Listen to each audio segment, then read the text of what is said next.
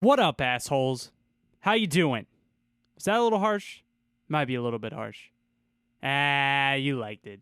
You liked it. You liked it because it was a little bit of a shock, but it made you feel important because I was talking to you. You're the asshole. You are the asshole.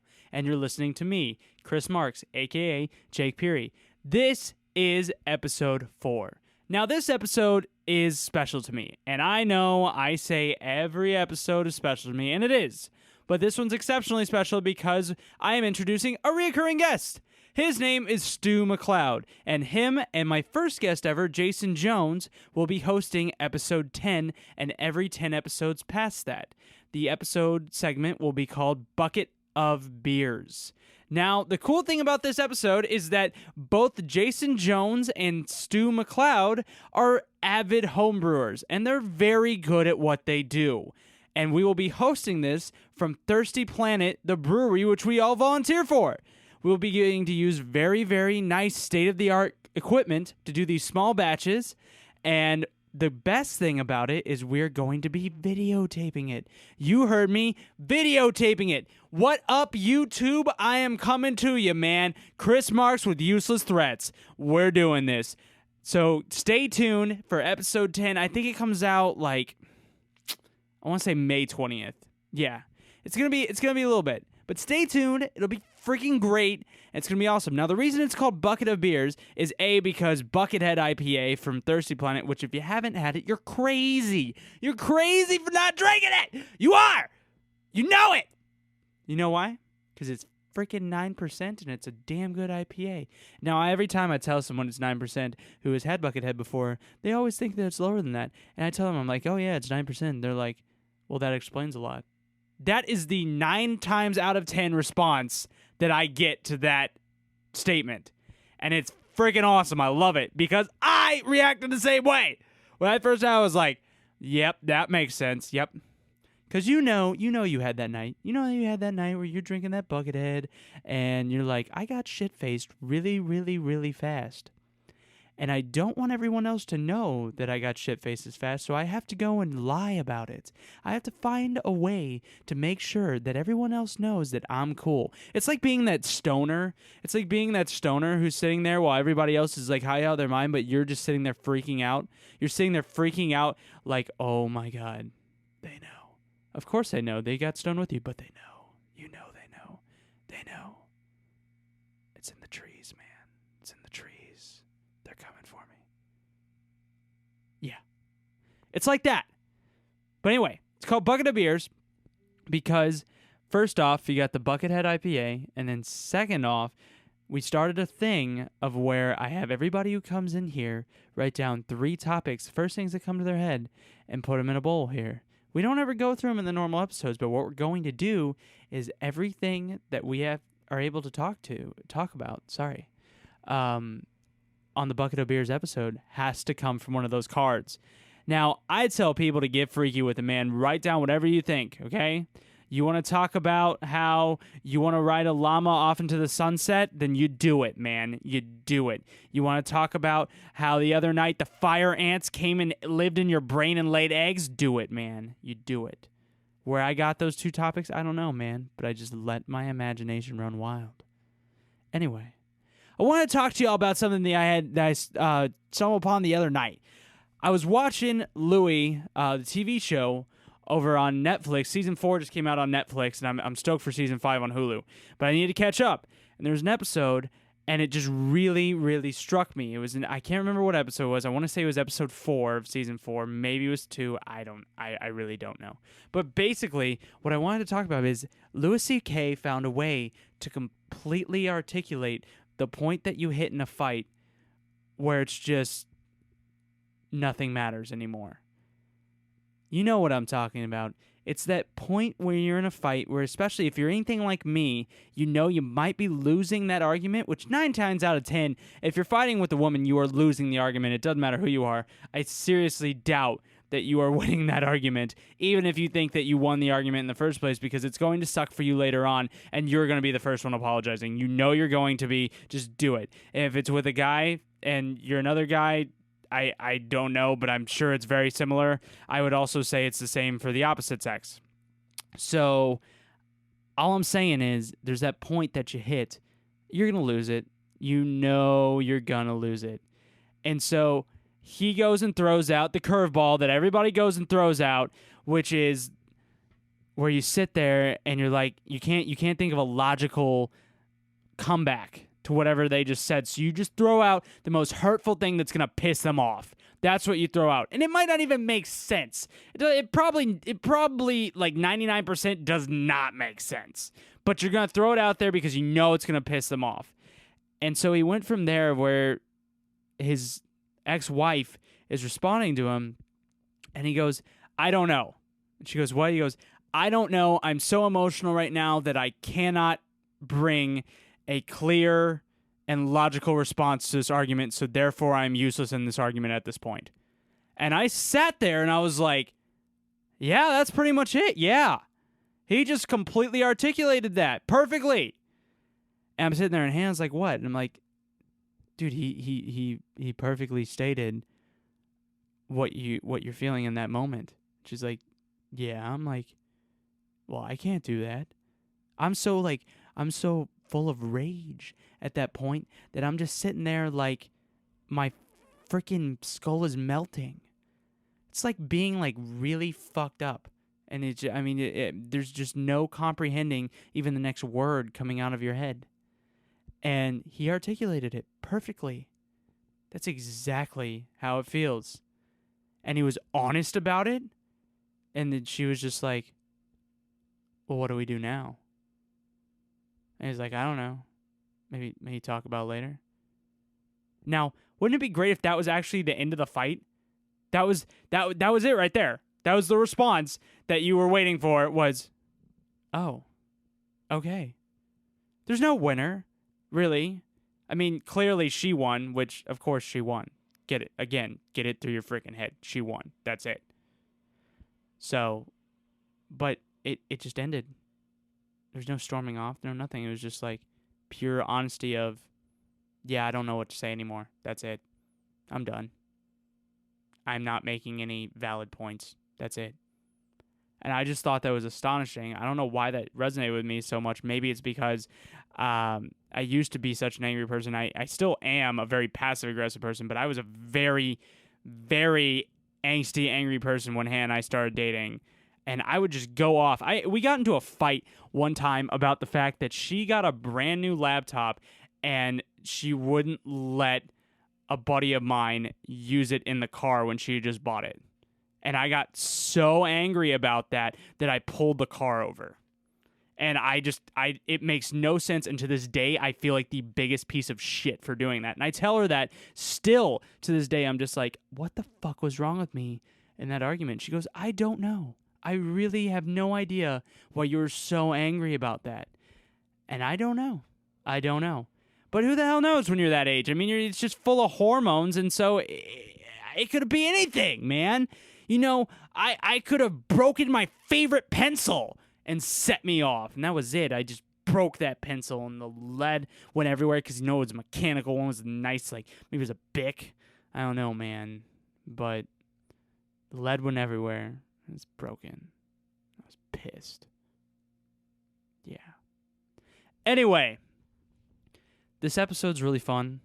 It's great because Stu really brings the edginess that I wanted originally for this show. And that also brings me to another point. I know I keep going off on tangents. You're going to have to get used to it. I'm really ADD. You deal with it. You like it. You do. I love you. Deal with it. Anyway, brings me to another point of I keep trying to think about what this show is about. And why do I have to define it? Because I need some target market or something for it to be reached? Man, if it reaches someone, it reaches someone. Can I get an amen? Amen. Amen. So, I've decided that I'm going to let this go the way I want it to go on that day, because it'll probably change. And I've got people wanting to come on the show now. So, who the fuck cares what it's about? It's about my delusional ramblings, as Hannah put it. It's beautiful. Anyway, Stu brings the edge that I wanted originally when calling this show Useless Threats. The dude is fucking hilarious. Like, oh my God, is that dude funny? You'll see within the first 5 minutes, like my face just hurt. My face just fucking hurt. And I had to keep going, and it was just great. And I didn't even want it to end, but it was late. We both had work early in the morning, and so it had to end. And I mean, it was an episode where it was just like, oh, what time are we at? Oh man, maybe we got a few minutes left. We got a few minutes left. I've never had one to where I was like worried about the time. I'm sure more of those will come up as I get busier, but I just didn't want it to end. But anyways, without further ado, here's episode 4 with Stu MacLeod.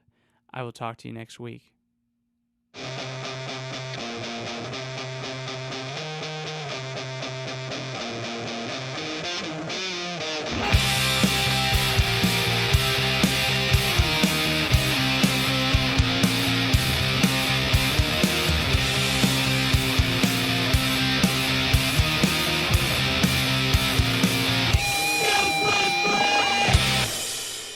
These fucking mosquito hawks, dude.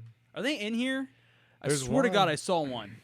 Dude, I remember Saw one. It's probably like, I don't know, like I always assume whenever you see a shit ton of bugs, it's like their mating season. Oh, I saw that, dude. Shit's done.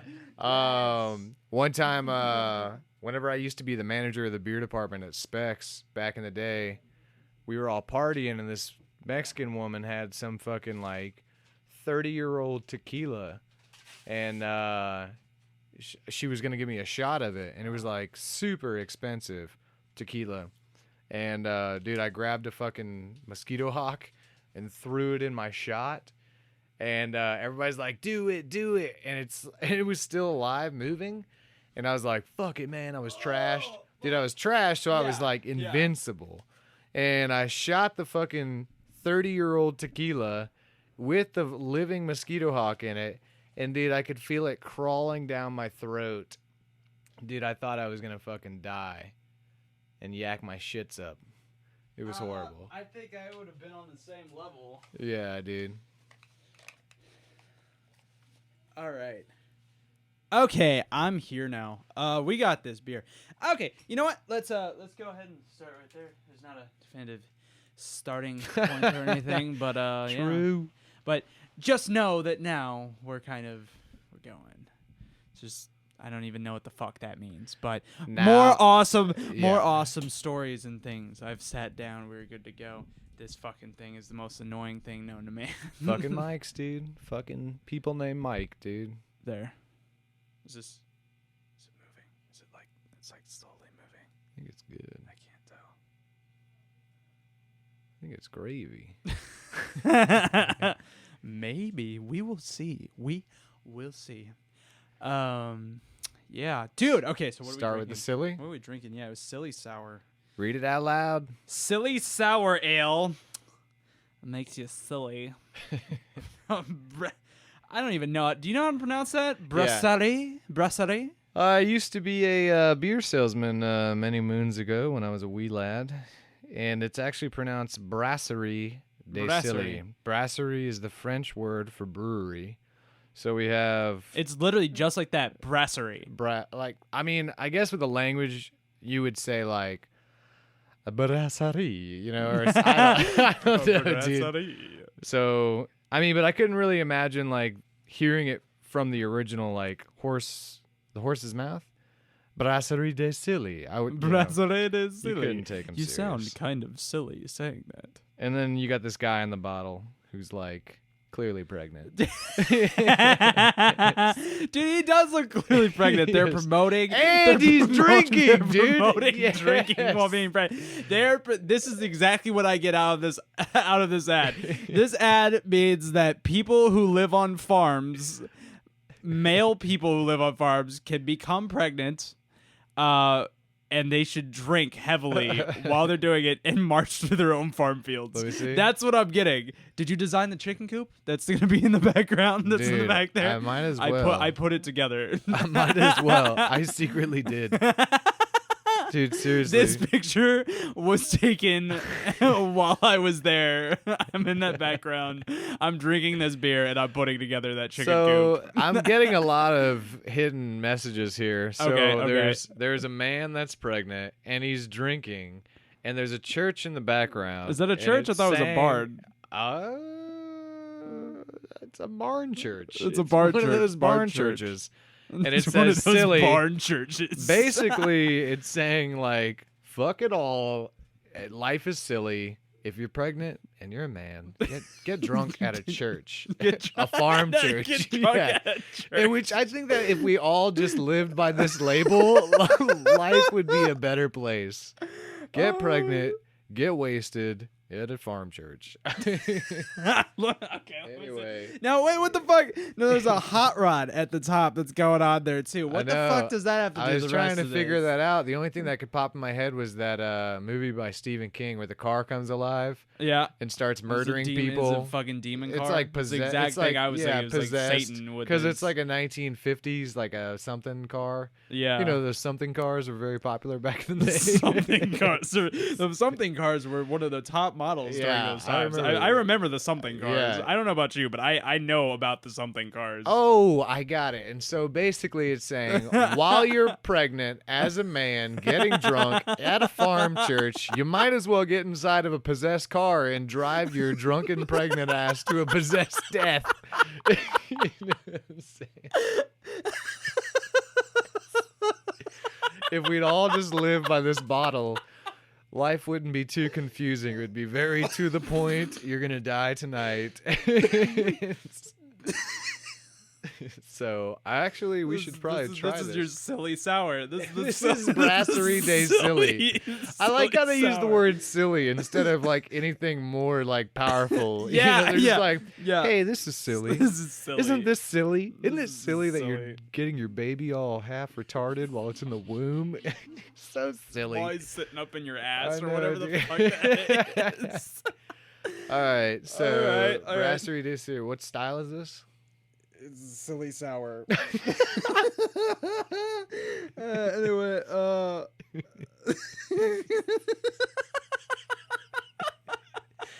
I've actually heard of these silly sours in old ancient tablets. Like, it's a very uncommon style. my face hurts. We're only this far into this, and oh my, crying with it. Okay. It's a saison. It's a traditional dark saison with 87% soured ale. Okay. I've been doing a Oh, lot it of research brews. on that. Yeah, it's a brew that blends it. It brews. Of course, it fucking brews. It's a brew that blends it. Dude, this microphone keeps going downward. God damn it. Yeah, so it's a 13% traditional dark saison with 87% sour ale. Let me see. Yeah. So I've been doing a lot of research on sours lately, and so what they do for traditional sour Belgian beers is that the bacteria that you use in the beer is like, it's not very predictable. Yeah. So what they do is they take old beers that are soured like a year plus, Mhm. which are going to be more sour. All the bacteria is eating all the sugars and just shit out sour shit. Mhm. And they take young ones that are very sweet and they just blend them together until they recreate the same beer that they're trying to recreate every time. So there's actually jobs. Dude, there's fucking jobs in Belgium, Yeah. where your whole fucking job is to blend beers. You're a blender, a professional blender. Like, can you imagine, man? Like, that guy's probably wasted out of his mind all day. Just let me put 12% in, and okay, not right. Let me get to to get to Dude, that's 13 to crazy. 87. Yeah. Like this percentage ratio, like.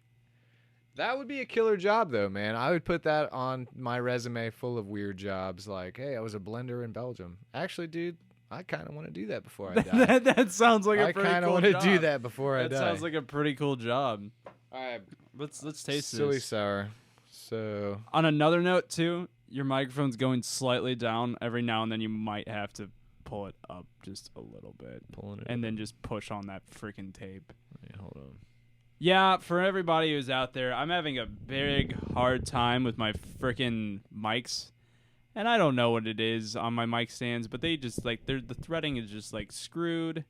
And so it just does not want to stay. Do you need me to help you with it? No, I think I You got it? Yep. It looks like you got it. Hell yeah. That's pretty good. Sweet. That was a pretty good one. That was you nice. have to yeah. say fuck the tape and push beyond. Push beyond the You tape. follow your heart. Yeah. I'm going to have to check this in a minute because I've never seen it do that line thing that it's doing up there. Okay. I don't know why it's doing that, Go for it. but I think we're getting all the recordings. I don't see why we wouldn't be. Where's the line you're seeing? See those two red lines that are going across it says Jake and guest up there? Oh yeah. Yeah, there's two lines going, and it should be those Oh. giant things, and it's lines. And I don't know why that is. Should it be like doing the? It should be those giant pitch? fat things. But every time I click on it, it looks fine. So, I don't know. On our first, in a minute, we'll try this, and I'm gonna go up there and I'll play it back. We'll take a quick 2-second break and just make sure it's doing it. I've never seen it do that before. I don't know why Yeah. it's doing that. You want to check it real quick? Yeah, why not? Well, I'll check it right Fuck now. it. Yeah. Fuck it. Ow. I'll take a sip of the beer and fucking describe it. Unless you're gonna stop.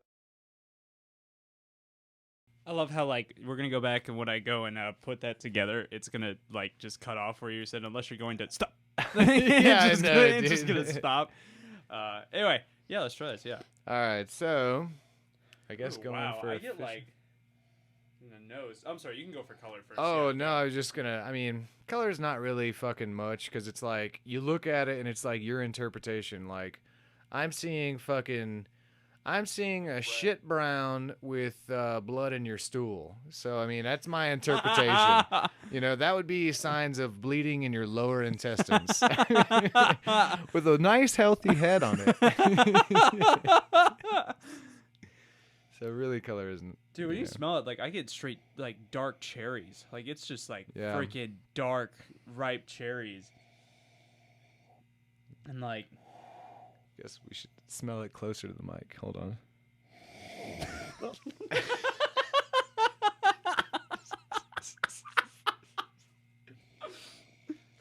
Yeah, dark cherries. Dark cherries for sure. all I hear is Yeah, dude. It's like psh, Zima. that was actually pretty good. Yeah. Nice. Remember those commercials? Yeah, that was pretty good. Oh my gosh. Okay. All right, so back to the cherries. That's all I'm getting. Well, you know what sucks is as a smoker of cigarettes and crack, you lose your sense of smell. Not significantly, but as a brewer, to the finer points of aroma are really not there, and sense of taste is strongly related to the sense of smell. So in return, you kind of lose your sense of taste, but not everything's chalk and Right. cow dick, but it's Right.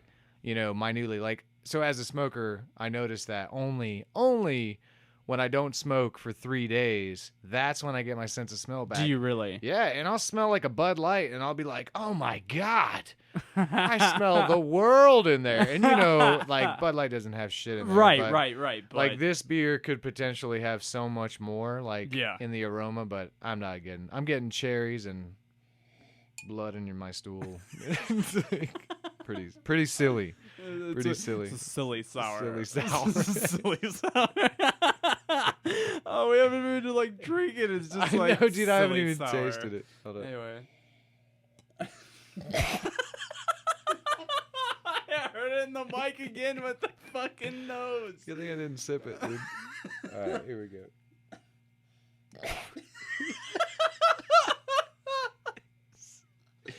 Oh, God.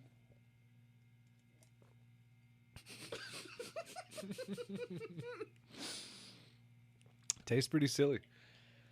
All right, so It's actually not bad. it's really not bad. It's It's actually, so there is one thing I'm tasting that's not too pleasant.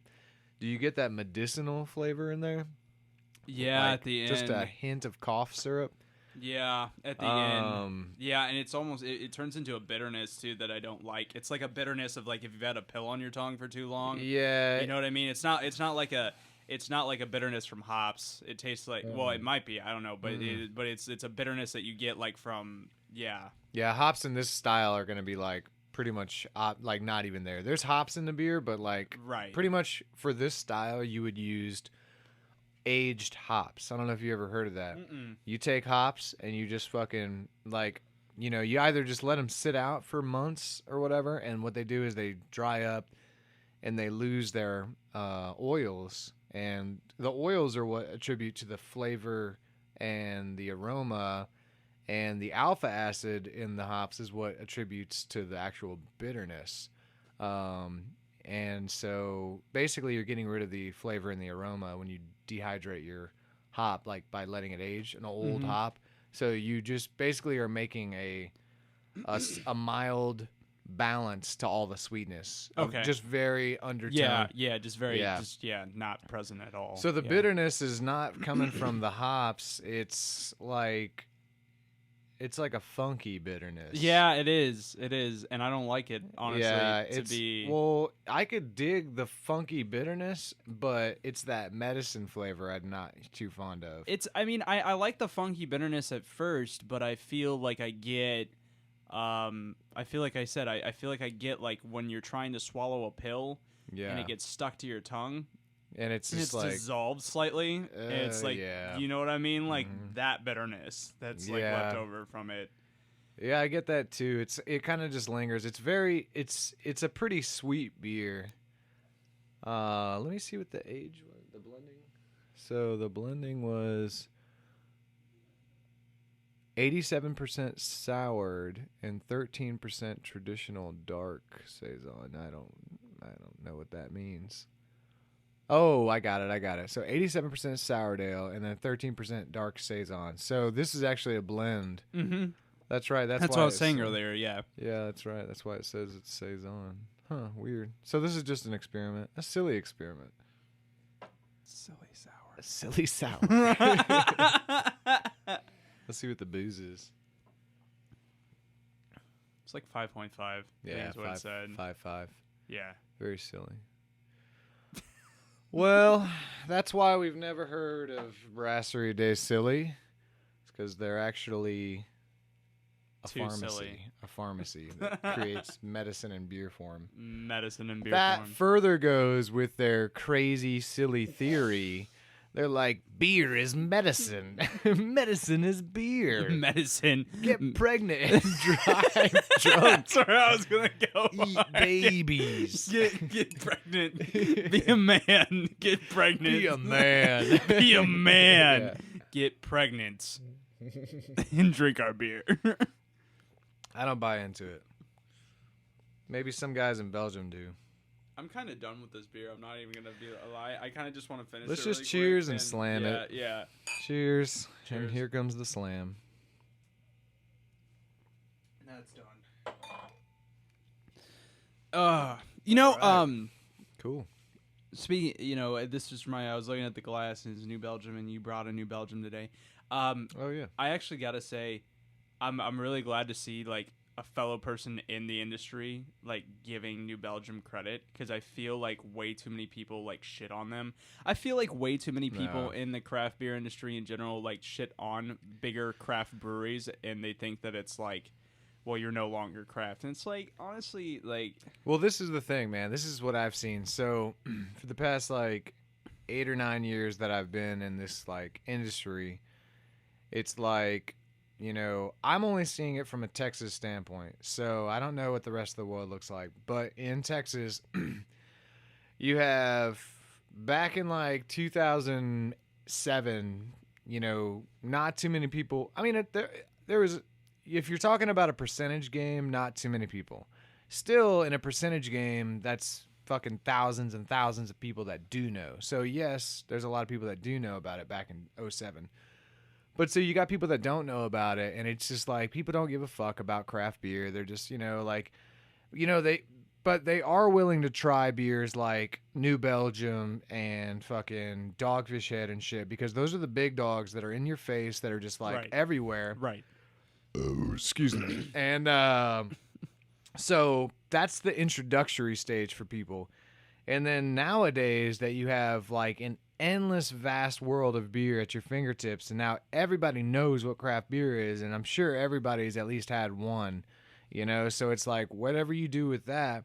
Now everybody in nowadays, like when they fucking, dude, I cannot tell you, like I've been brewing for 5 years, so like I know the ins and outs, like, and I don't know everything clearly, but I know more about beer than, say, someone that's just like serving beer at a beer bar. Right. And I can't tell you how many times I've met people that are just like so fucking snobby about fucking beer, dude. Right. So fucking snobby. And it's like, I bite my tongue all day left and right because it's like, dude, I know they're wrong, but I don't give a fuck enough to fight them for this. Like, let them be wrong, Like, let them be, like, all snooty and shit and in their own high fucking horse. And, let them live their fucking misled life about, the information they have about craft beer, It's no skin off my back. No. Like, my projection is going towards, like, knowledge, not towards hearsay and, whatever. Like, I mean, I guess that's kind of a bad example because, whatever. A lot's hearsay, but people get really snobby with that shit, and they tend to dog the big guys, Dogfish Head, Sierra Nevada, Anchor, Stone, fucking Rogue, for example, and but it's like, dude, without those pioneers, like it might, I mean, who knows where craft beer would be today? I mean, it probably could still be growing up in its own, but those were the early guys. They weren't big dogs back in the day. Back in the day, they were your local. Nobody in the fucking world had heard of them except for the own people in their own neighborhood said, hey, Chuck down the street's brewing this beer called fucking Anchor, a Rogue or whatever, Stone, like, let's go try it out. Wow, this is wacky and different. I kind of like it. I'm going to support this guy. And then all of a sudden, boom, they blew up. And it's like people dog them, but like, dude, they were the original only craft beer, and people are just stupid, man. Fucking dude, stupid. I completely agree with that, dude. And it was even worse, honestly, when I was up outside of Chicago. Oh my God, was it bad? And especially, like, don't get me wrong, when I first started getting into craft beer, and this was back in, what would that be? Like 2012, around there or something. Like, I've been, well, okay, I can't say that. Craft beer has been a part of my life for like my entire life. My dad brewed, nice, home brewed dude. craft beer. My Nice. stepdad did as well.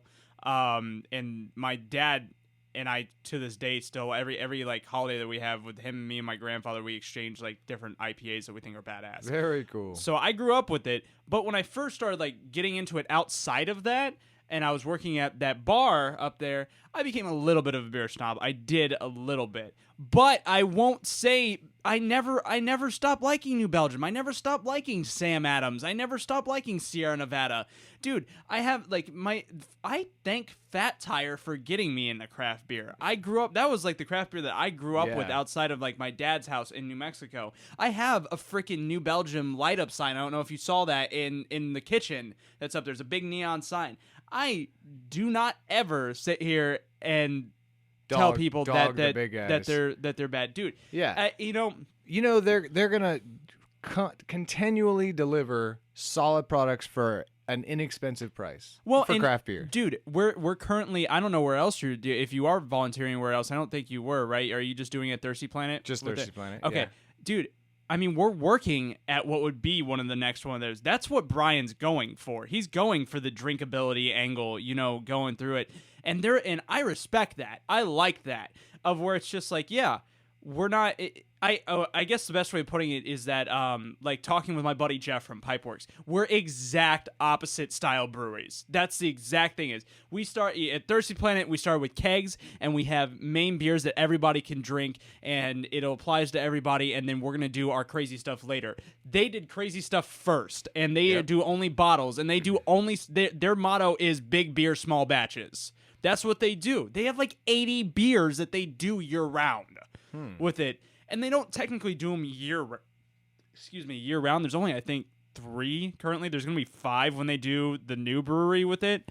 But that's what they do. They're known for, like, you know, doing raspberry truffle abduction, you know, and like crazy freaking beers out there, which is great. But it's that's not what we're, you know, going for here. And that's actually one of the biggest things that allured me to Thirsty Planet with it, is that I'm like, y'all guys aren't afraid to have your biggest beer be an amber. When you say that your biggest beer is an amber, Bucketed, though. that says something. Or are No, you but talking it's about true. the flagship? No, the flagship beer for Thirsty Planet is an amber. Amber, yep. And when you have that as a craft beer brewery, that says something about you, because that's not a style that people usually are like, this is my flagship. You know, it's not. It's just not. Yeah. And it's. I like to think it's because it's a very approachable beer. It's usually a beer that people who don't drink craft beer typically go to first. I love ambers. I have no problem with them. They're not like, I'd say, my favorite beer in the world, but again, I have that nostalgia because I grew up with Fat Tire and everything with it, but it's a very approachable beer. If I'm at a bar that is kind of like a diver anywhere, it doesn't matter where it is, and they've got, you know, Bud Light, Miller Lite, Coors Light, and then they have, you know, a few like singles, like where they got Shock Top, you know, whatever, and they got Fat Tire. I'm gonna go for that fucking Fat Tire. That's what I'm gonna go for. Dude, totally. Like, I mean, there's nothing wrong with an amber, but I do think that says a lot about it. Then on the other hand, they have Buckethead IPA, and then when you're talking about Thirsty Planet's line with that, it's not even your typical amber, because their freaking ABV is 7% as their main flagship beer, and then their IPA, their single IPA, mind you, is category. 9. Yeah, and I mean, category. like, you know, that like, fuck. Well, you know, there's like a million,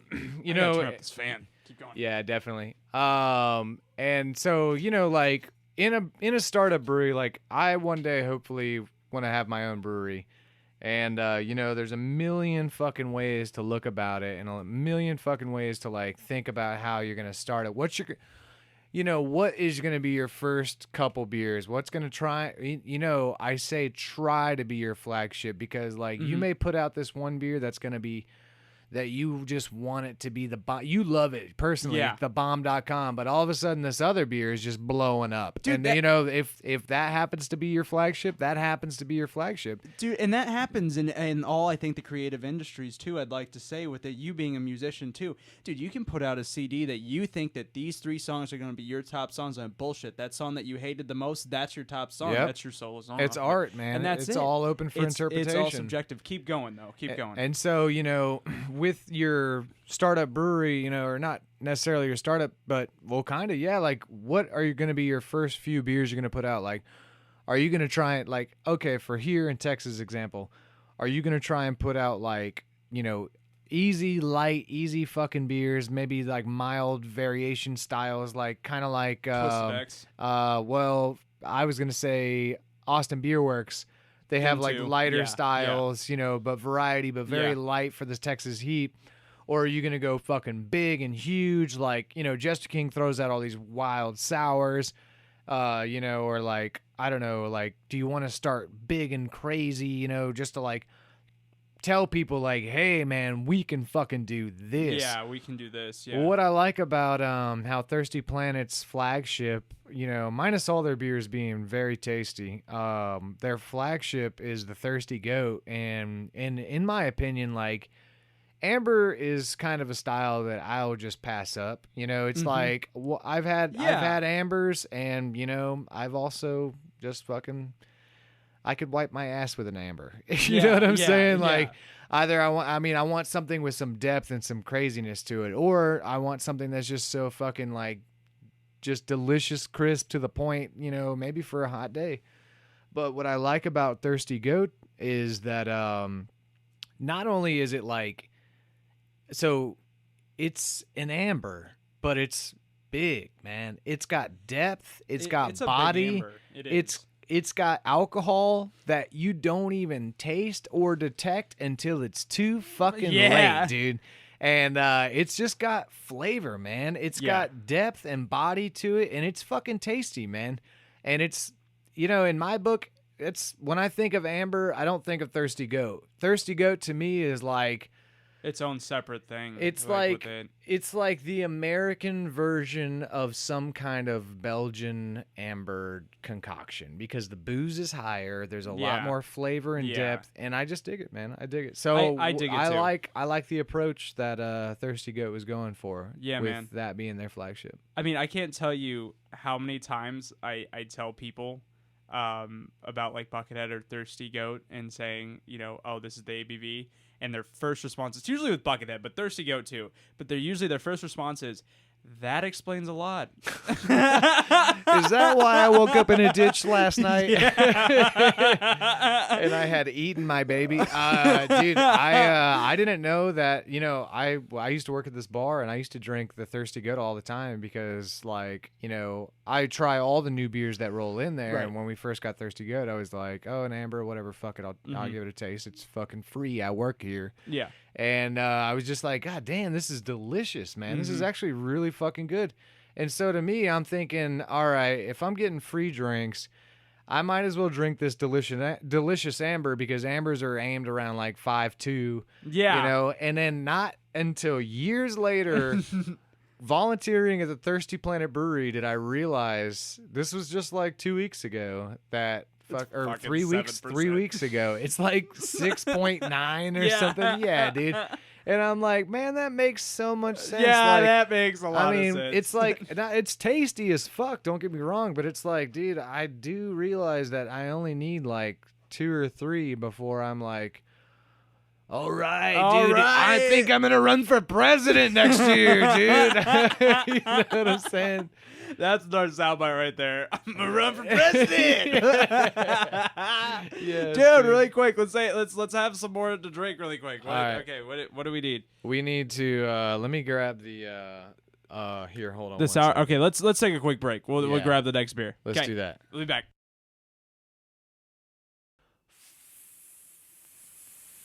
Fucking headphones. Holy shit. It's like all right. Caught on the fan up there. Okay. All so. Right. Yeah. La Folie.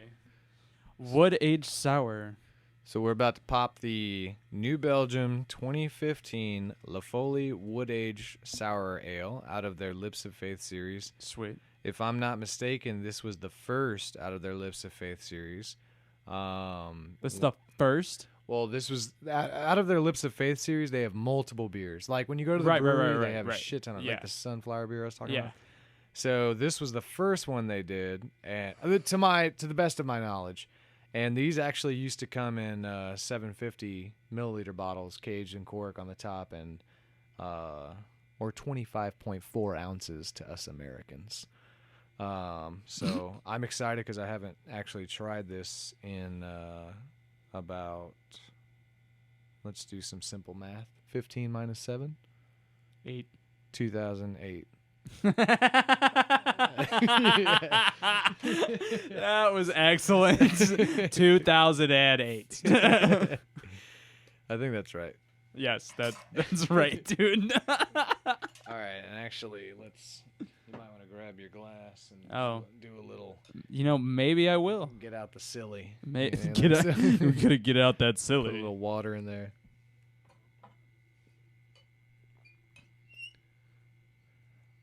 I also want to give a shout out to my buddy Graham.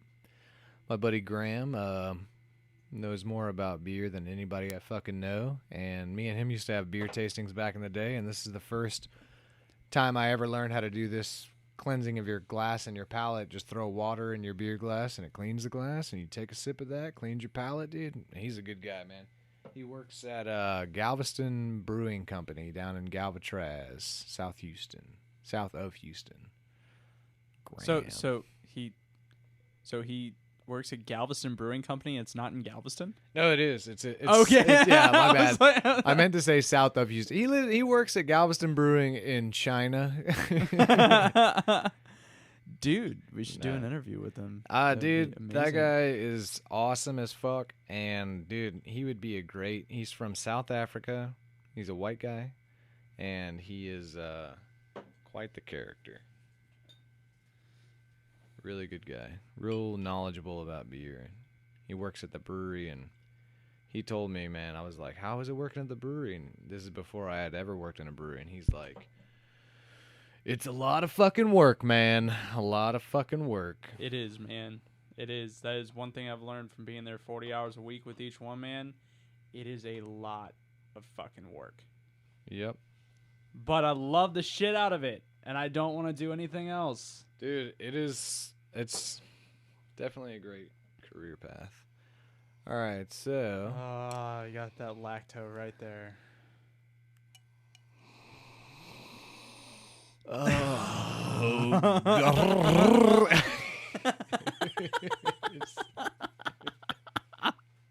That's another sound bite.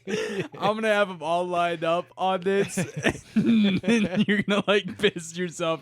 And I don't even know if I want to change your voice. I'm just gonna keep it. that was the happy Chewbacca. That was the happy Chewie. Oh, All right, so shit. with the sour beer, same, like fruits, dark fruits, Yeah. anything red you can imagine, plums and fucking period blood and shit. Whatever. So you got like stool blood, and now you got period blood. Yeah. You're just This show should be named Blood. Whenever you post this, just title it Blood. The Blood Show. Blood. All right. You're still fucking in the. See, it's much greater to me sitting here because no one else can see your fucking face while you're doing this, and you've got your head Dude, tilted. I know. Like, to the. Out of all my years of like tasting and sampling beers, I've found in my own fucking huge schnoz that if I tilt my head sideways and throw one fat nostril down into the beer like a snorkel, I get the most aroma out of that. Oh my god, that's fucking funny. Oh shit. Okay. All right, enough aroma. It's All right. time. It's time for the taste.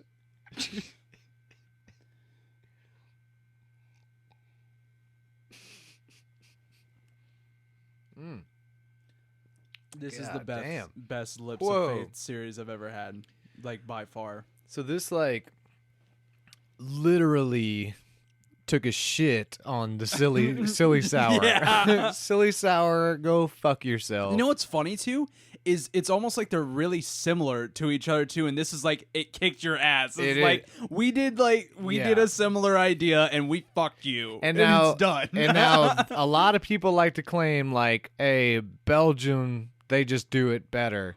But like this is a Belgian style and it's coming from an American brewery. So Called anybody New Belgium. Anybody in Belgium listening to this, I don't know the reputation that Brasserie des Silly has, but they can suck fungal dick compared to this beer. Just this beer alone, like this beer right here. And this beer alone can go. I want another one of these just to go and show to every fucking good. craft beer snob out there and pour it who likes fucking sours and be like, oh, is this from Jester King? And like, I'm not knocking on Jester King. I love Jester King. Yeah. But I'm saying, no, fucker, it's New Belgium. Quit fucking knocking on them. They killed it. It's great. I don't know, man. A lot of those snobs, dude, are just stuck in their ways. Like they heard some shit from like their mom's plumber's dog's fucking, I don't know, second grandma or some shit. They got two gay grandmas. The dog does. And so, and then they're stuck on their ways. See, hold on. The best thing about that statement was that hand gesture that you had going on there with the gay grandmas. And so, like, all I'm thinking about right now in my head, and luckily it's in cartoon form because I do not want this to go live action in my head. But all I'm thinking about is like Family Guy's Brian when he meets that girl dog and he jumps on her in the freaking razor face. Wait, I'm thinking 2 grandma dogs of that one, like together, drinking craft beer and doing really terrible things. And just like dry humping while powdered milk is just flying everywhere, dude. Sand and shit. Sandy vagina. Wait a minute. Sand? Like, so they're so old, and since they're 2 old women banging, it would just only be like a reality if like powdered milk was flying everywhere and sand was dumping out of their vagina. And like I imagine like Mario 2 world, you know, with the cactus. yes. So that's what I imagine. So can I just state this is the first episode that I've done on here to where I'm actually sitting here and I'm just like, yep, this is why we're called useless threats. I'm glad to be part of the I'm glad you are. groundbreaker. This dude. was the first reason why I think I actually decided that I was like, maybe I should go by an alias. And Chris fucking outed me last goddamn week. He called me Jake like 10 times. I said fuck it in the intro. I said Jake. I was like, I'm fucking Jake Peary. Now Chris Marks. I'm like, so I'm just gonna introduce myself as Jake Peary and Chris Marks. You know what? I'm actually glad he did it. I'm really glad he did it because I already was like, I told you when we were talking the other day in the brewery, I was like, we're gonna do all real people. Fuck it, I'm real too. I'm real too. And I like Chris Marks as a stage name though because I just think it sounds like a good fucking stage name. I Fucking just like Chris the name Marks. Was it Marx? It's ARKS. I think you should go with the X because it just Did I means just sound like I'm fucking like Marxist? communist. Yeah, hell yeah. And No, it's dude, kind of like, you know, it's not what you represent. It's just kind of like a middle finger to No, everybody. I understand that, but my family is first generation fucking Cuban, and we have a lot of history with communism and like terrible communism ruining our family. So there's no way I can't do that one. I understand what you're meaning on it. But I it's get just you. Like, but Marx is a little close then. yeah. My name is Stu Hitler, spelled with a Y. Yes. No relation. You are a continued member on this show. You are so excellent. This is fucking great. So actually, we're drinking this beer right now. A little history. I've only met this guy basically twice before, and it's really only one time because we met at the bar when we were doing that event. But it we was really like for didn't 2 even- seconds. yeah, it was 2 seconds. And then we volunteered together with it. And I am so fucking glad you're on this show right now because you doing this as a recurring thing and like giving some lessons on like tasting beer and home brewing, which we should get to in a bit. We should get to a little bit of that in a minute, even though this is really fucking funny, which I love it. Yeah. But you are bringing that extra edge that I wanted brought to the show because everybody else I've like interviewed so far has been tame. Well, Chris was tame on his last interview, but I already said that in the introduction. When that fucking episode comes out in a few weeks, this is the farthest goddamn thing from tame. This is gonna be ridiculous. Yes, dude. So man. I'm glad to be part of the groundbreaker right here. This is fucking you know, excellent. Trial and error and Stu MacLeod over here. Fuck yeah. Calling me out on my shit too. I never even equated it with Marx like that dude, kind of as shit. soon as you said Marx, I was like, "That's cool. You have a fucking X in your name." No, dude. see, I went with Marx, dude. The reason that it was named Marx is because I just know way too many Marx. I remember you told me That's that. like literally it. Is I know way too many goddamn Marx, and that was it. You know, I've met a lot of Marks too, and man, I guess I could say that there's a lot of fucking weird ass Marks out there. There are a lot of weird ass Marks out there. Weird sums it up because I don't want to say they're. Excuse me. I don't want to say they're shitty because I guess that's a little harsh. Yeah. But weird sums it up because, man, just looking back, I wish that you could be in my head right now. There's so many weird Marks out there. No, it's true, dude. My best friend when I was up in Illinois was named Mark. He's a weird fucking dude. I love that dude, but he's a weird fucking dude. Yeah. He'll admit it. He's a weird fucking dude, man. He knows. He knows. He's like, dude, I was named Mark for a reason. The most normal Mark I've met is Mark at the brewery. That's actually the most normal Mark I've ever met in my life, by far. You know, and I don't even know him too well, so give it time to give it time. Unravel. I know he used to be a DJ at one point, like spinning some shit, like spinning some house. I know he was a crazy ass motherfucker at one point. I say give it time. Yeah, I say give it something's time gonna come because out. if you're a Mark out there listening to this, you're a fucking weirdo.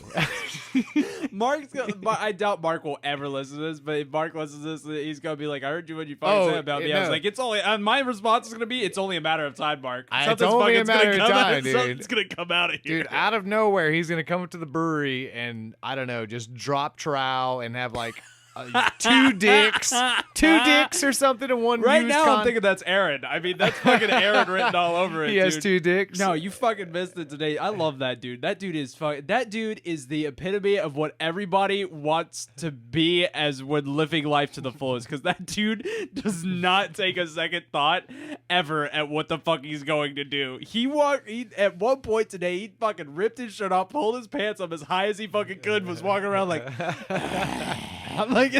like fucking rubbing his stomach and shit, walking around. I think I saw him do that I before. was just like, God damn it, this guy right here. Like every time, and he's like, one of the first times I met him while I was volunteering, he rode into the brewery on his fucking motorcycle, just started doing donuts, going, woo! Like fucking donutting in the middle of the warehouse. I'm like, yeah, that's this guy. Yeah, I remember whenever I came to help you all bottle last week, I remember I was sitting in fucking crazy traffic like near the Y, and I just see this guy on a fucking dirt bike, basically. Yeah, dude, right? Yeah, like, a dirt it bike. looks like a goddamn It enduro looked or like something. some old hillbilly roommates I had, and he's just like just zipping through traffic that's dead still, and I was just looking at him just like, at first thought I was like, fuck you, motherfucker. If only I could have just opened my passenger door and got you good, you know? But then I was thinking, my God, it was Aaron. Dude, but then I was thinking, the only reason why I'm mad is because I wish I was you. You wish you could fucking I do it. wish Yeah. I was you. And Yeah. just because, like, dude, I have a scooter, and like, I don't feel safe enough to quote unquote whip through I traffic. don't on a have the scooter. balls for that. I'm not Well, gonna lie. on I a don't. Dude, on I a don't. motorcycle, maybe someone looks at you and they're just like,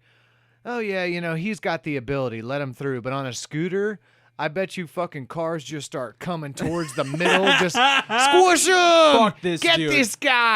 Fuck this dude. Yeah. Dude, I feel that on a scooter, people just want to kill you, and it's like that's why I need I an sold AK with a strap, you know, so I can The just back of sling it your fucking around. scooter? Yeah, dude. And if anybody fucks with me, just So you know. like any insinuations of you being a hipster riding a moped are gone when you have I a know, fucking dude. When you AR have on the an- back. yeah, like an AK, An dude. AK. And I got this big ass beard. Next, all I need is a turban, and I'm set, dude. Put some wings on my scooter, dude. I'm like, Oh God, you're just taking the show to where it needed to be. That's excellent. I think Okay. that's the only way you could look tough riding a scooter is if So- you were Al Qaeda. So okay, so back to this really quick. So he drove through traffic. Did you realize it was him when you no, fucking I got didn't there? even know. So I was just like, of course I was pissed at first, and then I realized, you fool, you're just jealous, you know? So I get through traffic, and I get to the brewery, and I'm like, dude, the motorcycle guy followed me. Or I'm like, maybe I followed him. And then I asked, I think it was Mike or somebody, and they were like, oh yeah, that's Aaron's. And I was like, oh, okay. I went and talked to him, and I was like, I was kind of drunk, and I was like, yo, man, I was like, hey, man, was that your fucking motorcycle out there? And he's like, yeah. And I was like, dude, that shit's sick. Like, I wish I could just whip through traffic. Al Qaeda rules. You know, like, and he was like, I feel you. That's fucking funny. Yeah, I asked him about it, and it was his. And I thought it was ironic just because, like, I mean, I wouldn't have noticed anybody in a car, but when you're on 2 wheels, Right. it's like the spotlight's on you. Well, know? and it's not a normal motorcycle. I mean, it looks like a goddamn dirt bike. It is a dirt bike. It is. It's got like number 740 on the side. Yeah. You know, I'm not gonna say number 3. It's not that good. So, Dude. All right, so before we forget anything, going forward, because we could do this all night, and I would love to do this all night if I didn't True. have fucking work at goddamn early in the morning. I do too. You do Actually, too. building chicken coops Yes. on a ranch. That's my job. badass. It honestly is my job. It's That's so fucking Texan. Like, that is so It is a very- goddamn Texan. I was thinking about that. I had a Russian buddy and his wife. Both of them are my good friends. Dimitri and Laura came in from Iowa, and just the other day, and I was like, "Hey guys, you want to know?" Because they always joke about y'all, and he's Russian, like hardcore. Right. So I was like, "Hey guys, guess what? Kind of hardcore Texas job I'm working." They were like, "What?" And I was like, "I'm working on a ranch building chicken coops," and they were just like, that is pretty." Or I guess in his words, "That is pretty Texan, man." Mother Russia. So yeah, That's funny. It is pretty Texas job, I guess. Hell yeah. I found it on Craigslist. God bless Craigslist, man. There you go. God bless. I've screwed over a lot of people on Craigslist. I'm not gonna lie. You're I say like a all lot. on the misconnections. That's all you. No, I'm that guy who buys something off Craigslist that I only needed half of and then resells that for double the price and make a Oh, profit off no. of the shit. That's I called being an American. It's not ripping anybody off. Dude. Like the guy that comes to our brewery and fucking gets us guys. all the goddamn grain. Gets y'all him. Fuck to him. load up hundreds and thousands of pounds of grain to his Oh, truck for free, and he shit. hauls it off and sells it. I think that's American. That That's is very- fucking American. So I was actually just Fucking recently. American as hell. I was actually just recently doing a lot of research on people that make a lot of fucking money on Amazon and eBay and Craigslist even, and that's basically all they do. They fucking look for shit that they can find cheap at like garage sales or fucking thrift shops. And they turn around and they realize, so like if it's something big and bulky, flip it on Craigslist so people can come pick it up. If it's something I can sell in like quantity, maybe like bulk, eBay, and include the shipping price in. And if it's something that's like maybe a little bit more, I don't know, a book or something more fancier, I don't know, that's Amazon. And so like, dude, I was reading all these people that have failed and all these people that have succeeded. And it's a numbers game, dude. So you buy a fucking, I don't know, a guitar for $25, at a garage sale, and it's, not in bad shape, and you turn around and you sell it for $40. That's $15. Dude, you go around for months and months and months, like a couple times a week, and go everywhere. And every single thing you buy, you put back up on either Craigslist, eBay, or Amazon. And, for a small, mediocre markup, dude, it's a numbers game. You have one item, and you make a profit of $15. You have 300 items, multiply that. You know what I'm saying? And everything's different. You could be making $2. You can be making $50. but it's just like a low enough markup to where it's believable, for lack of a better words, but you're still making, when you do it in a mass quantity, you're making money. Yeah, That's what you're doing. absolutely. Yeah. And so it's like there's not money to be made half-assing it. Right. And it's like, dude, and I've read all this shit. You put all your fucking, all your time in the beginning, of course, all into it. And then like once everything is up there, it's only a matter of time between random things are bought, So by the time you have like 500 items, now this is like you're a business now, and you have to go through like 1099 or something, tax forms, like whatever, for all this extra income, because they'll find you, and those fuckers. And but you have 500 items up there, and you're making a profit of like $10 each on each one. I mean, that's $5,000. Yep, right there. Just on those. Right And there. I don't know. I just read a bunch. There was a guy making like, I don't know, like 60,000 a year doing it, and he's like 23 years old. And it's like, it made me want to open my car Made you door wanna- and have him Open-ended run fucking into door, it check while he was that riding shit. by. That fucker. Oh, that fucker right there. Yeah. Okay. We have to get into this really quick, because this is the original reason why I brought you on here is to teach some people. What time are teach we? some people on here. We're at an hour right now. Oh God, hey, I have an idea. Before we break into this next thing, Huh. slam this and then pop the 2, and then we'll continue. But we can do this as Yes. we. All right. Yes, sounds Cheers good. Me. I already finished. It's good, right? Yeah, it was Really damn good. good. It was damn good. Quick summary: lots of cherry, period blood, and fucking wood, boner wood, and it was great. It was Morning crazy. wood. Yeah, morning wood. Morning wood. Crazy. Morning wood that you've been laying on all night, so it's like all like in pain and shit. It's not too cool. That's the worst. All right, so here's this. So I'm gonna stop. We're gonna take a quick break really quick so we can set up on the whiskey front, and then he's gonna teach us some shit about homebrewing while we're drinking whiskey. We're gonna keep going forward. Dude, this is an awesome interview. This is actually great. The interviews are just getting better. I'm fucking stoked. I got to talk about for so long. Anyway, we'll be right back. This is Useless Threats with Chris Marks, a.k.a. Jake Peary. We got the guest, Stu MacLeod, over here. He is a fucking awesome home brewer and chicken coop expert. And I love to smell the beer. Okay, we'll be right back. All right. So I brought. I don't know. Are you from Texas? No, you're from. We've talked about this. I'm from Houston. Yeah. Oh, that's right, dude. Yeah. I was like, man, I know we talked about it. Yeah. So I figured whether you're from Texas or not, you're living here. So you have to drink whiskey. And that's probably. I drink a lot of whiskey. You could probably say that about every state in the United States, but especially Texas. Yeah. Even though we're drinking Kentucky whiskey. So I brought 2 whiskeys. Okay.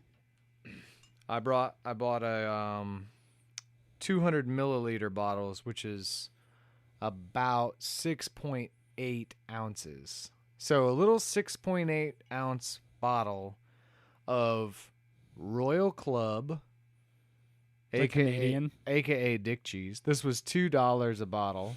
It's in a plastic little jug. It's not Canadian. It's from Kentucky. Both of these are Kentucky. Oh, okay. And W.L. Weller Special Reserve. And this was actually $8 for a small little, like, almost a 7 ounce, bottle. So I'm putting you to the test. We're going to just, like, try them and just see similarities and the differences, and it's just let me pour it up real quick. This is actually really fucking cool that we're doing this because we're about to go past that after it too with the 2 that I have here, which is Buffalo Trace. And you want me to wait on that one Okay. Buffalo Trace, which runs about probably I think like 25 for 750, and then you got Booker's, which is the top of the line, which I'm gonna go on a rant about this in a fucking minute of the Jim Beam line, and it's fucking amazing, and it runs here about $45 for 750. But when I was up in Illinois, it used to be fucking like $60, and I used to love the shit out of it. My favorite, the reason that I actually got onto it was originally because I was like, fuck yeah, it's fucking high alcohol. It's 62.3% alcohol. It is fucking high. That's the Booker's? Yes. It's 62% booze. I think it might be 64.3. Something like that, yeah. Hold up. Look at it. That's It'll say on the front. double a normal whiskey. Oh yeah, it's fucking high. It is 128.9 proof, 64.45% booze. That's big. Yeah. That's a big beer. It's all written in cursive, and I can't even read it. All I imagine it saying is, Booker's, this whiskey will make your sister pregnant, and then she'll find out the baby was yours. It's like, whoa. Pass me another bottle. That is another soundbite right there. I'm sorry. I've said this throughout the entire episode. I don't know if this got recorded at the beginning of it, but we were talking about, we were like, man, we need some sound bites. We were talking about copyright laws and shit. I was just like, no, let's just make our fucking own ones. And I was like, it's just going to happen. And you're asking, you're like, we can't just use these. Dude, trust me. Now do you see, these are going to be the most excellent sound bites. We got bites. Okay. All right. So what are we doing first? All right. So we're going to actually just put them side by side. So, hold on. Let me pass you the cheap one. Mm-hmm. And then here's the expensive one. Okay. So remember, Cheap, expensive. Cheap, And expensive. I'm gonna also put the cheap in my right hand. So right hand cheap, left hand expensive. All right. So Cheers ourselves. here's everything. Oh right. shit! I just fucked the mic. It's okay. All right, so Cheap. just do your own analysis. I want to hear yours before. Okay. I've never been one that's incredibly imaginative with their descriptions, but I get We'll just get bland. Get bland I with get it. woody. I get kind of straw, hay. It's got a little bit of sweetness to it on the nose. That's the cheap one, right? Yeah, the one on the right hand. Cheap yeah. is right. Okay. Okay. Let's taste that. Oh. Yeah. And then the expensive one is in the left hand. Yeah. That was rough. That I mean, and I don't know if that's like a placebo effect or anything, because I knew that it was cheap or anything. It could be easily with it, but it was a little rough. And it was a little rough because I expected there, like, from the nose to have like a little bit more body to it, and instead I got straight alcohol in my mouth with it. So I'm gonna go. I mean, it was. I feel like I reacted worse than it was. It actually wasn't that bad. If I did a shot, I probably would not be able to handle it. I'd probably say it like that. So it was a cheap one. It wasn't as bad on the second one, but also dude. the ice has kind of melted into it. So Sound bites. some bites of the giant cubes of ice. I love these things. I only use filtered water in these things too. I feel like a badass. I'm like, I'm using filtered water in my fucking If ice, you man. take filtered water, I believe it's like if you take water and like it's like purified water, like completely filtered, and you put it in the freezer, I believe there's like some experiment where you put it in a water bottle and put it in the freezer, and then you take it out, it's still in liquid form, but if you smack it down on a table, Yeah. it just turns into ice immediately. Yeah, It's I've crazy. seen that one I've seen before. it, yeah. All right, now the cheap one. Now the expensive one. I mean the expensive one. Sorry. So the nose, I'm kind of thinking that we might have needed to do this with smaller ice cubes, because it's like the nose at least is gone.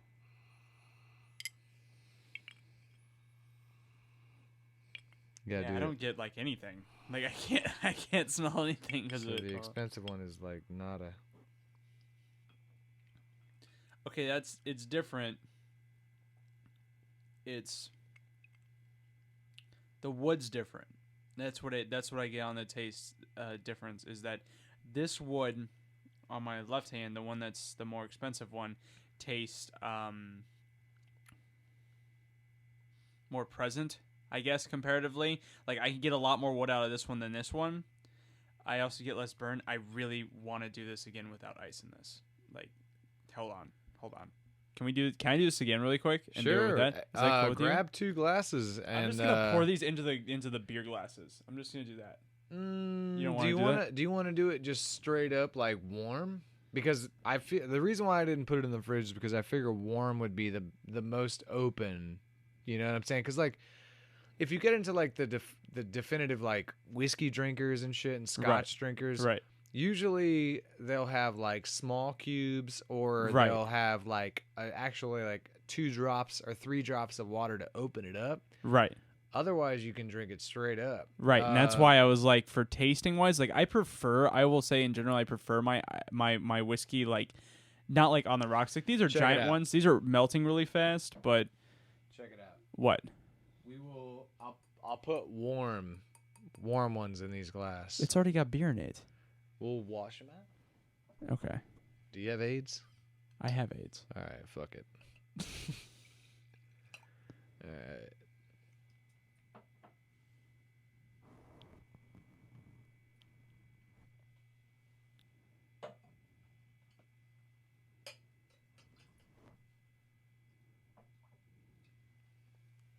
You want to drink this one? I'm good. All right. Offering up the water, just like the Native Americans.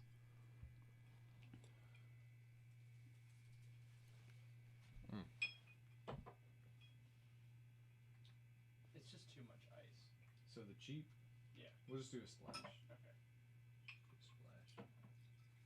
Right there. Sorry, I know we stepped away from the mic. We're trying to pour right now. So cheap. Cheap. And I'll sample them after you. And then expensive. See, it's up now. Let's taste like cherries. Oh, has it got the beer flavor? Yeah. Fuck. That's what I'm telling you. Oh shit. Let's just drink it straight, dude. Let's be fucking like straight up. Straight up out of the bottle? No, let's. Well, we can do that if you want to. You want to go that hard? We can do that. No. Okay. Fuck no. Fuck no. You're like Not no, right now. no. I'm saying let's pour the ice out. I got smaller cubes in there if you really want cubes. No, man. We could actually. You know what? We could just pour the ice out. Actually, okay. Liquor is a sanitizer. Yeah. So what? We could just pull the cube out with our fingers. I'm fine with that, but I mean, Alright. that's just water down there anyway. At the end of it, I guess. What do you mean? Well, I guess it's whiskey too. Okay, hold on. Just pull that cube right out. And which one was that? This is the expensive one. All right. But I want you to re-pour me some of it if you're okay. Is that okay? that's cool. Is that cool? Yeah, they're small bottles. Okay. I mean, like Dude, I you left can a pour little bit. Okay. all of it out. If All you right, want. cool. I know you're trying. You're. Sorry, I I keep bought- stepping I away bought- from this. Like I bought you the fucking- small bottles because they were ain't no thing but a chicken wing. No, I know you're trying to like show me something though with this, and I keep fucking this up. Like you've been trying to like. Okay. Oh no, check it out, dude. Here, Okay. I'll do the same thing. So this pour can go to Lacey. Lacey, y'all might not know, is his doggy. And she's amazing. She is awesome. She'll get whiskey drunk tonight. Yeah, of course she will. All right, so cheapy.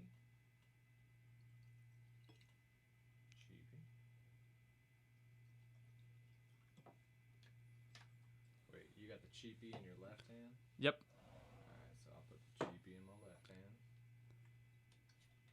The expensive bottle in my right hand. Okay. That's right. All right, let's do this again. Let's do this now. All right, so And now the glasses are like slightly chilled too. Yeah, so that'll, that's it'll, cool. It'll, That'll it'll be- open it up. That'll do it. I think so that'll do it with it. what was it? Expensive In the left. in the left. Or no, cheap is in the left. Sorry. Trying to get this mic to stay back up again. Fucking stupid thing. Wait, Cheap is in the left. are you sure? Mine is. Cheap was in the left. Yeah. You poured expensive second. It's in the right. You're right. You're Yeah, right. You're right. yeah. Okay. Expensive in the right. Cheapy in the left.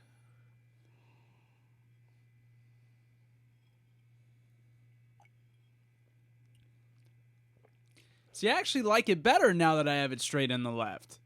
In the left, I get like some nice banana, like to it that is very typical of Kentucky bourbon, which is it's very good on that note of it. And actually, I gotta tell you, I wouldn't guess it's $1. I wouldn't.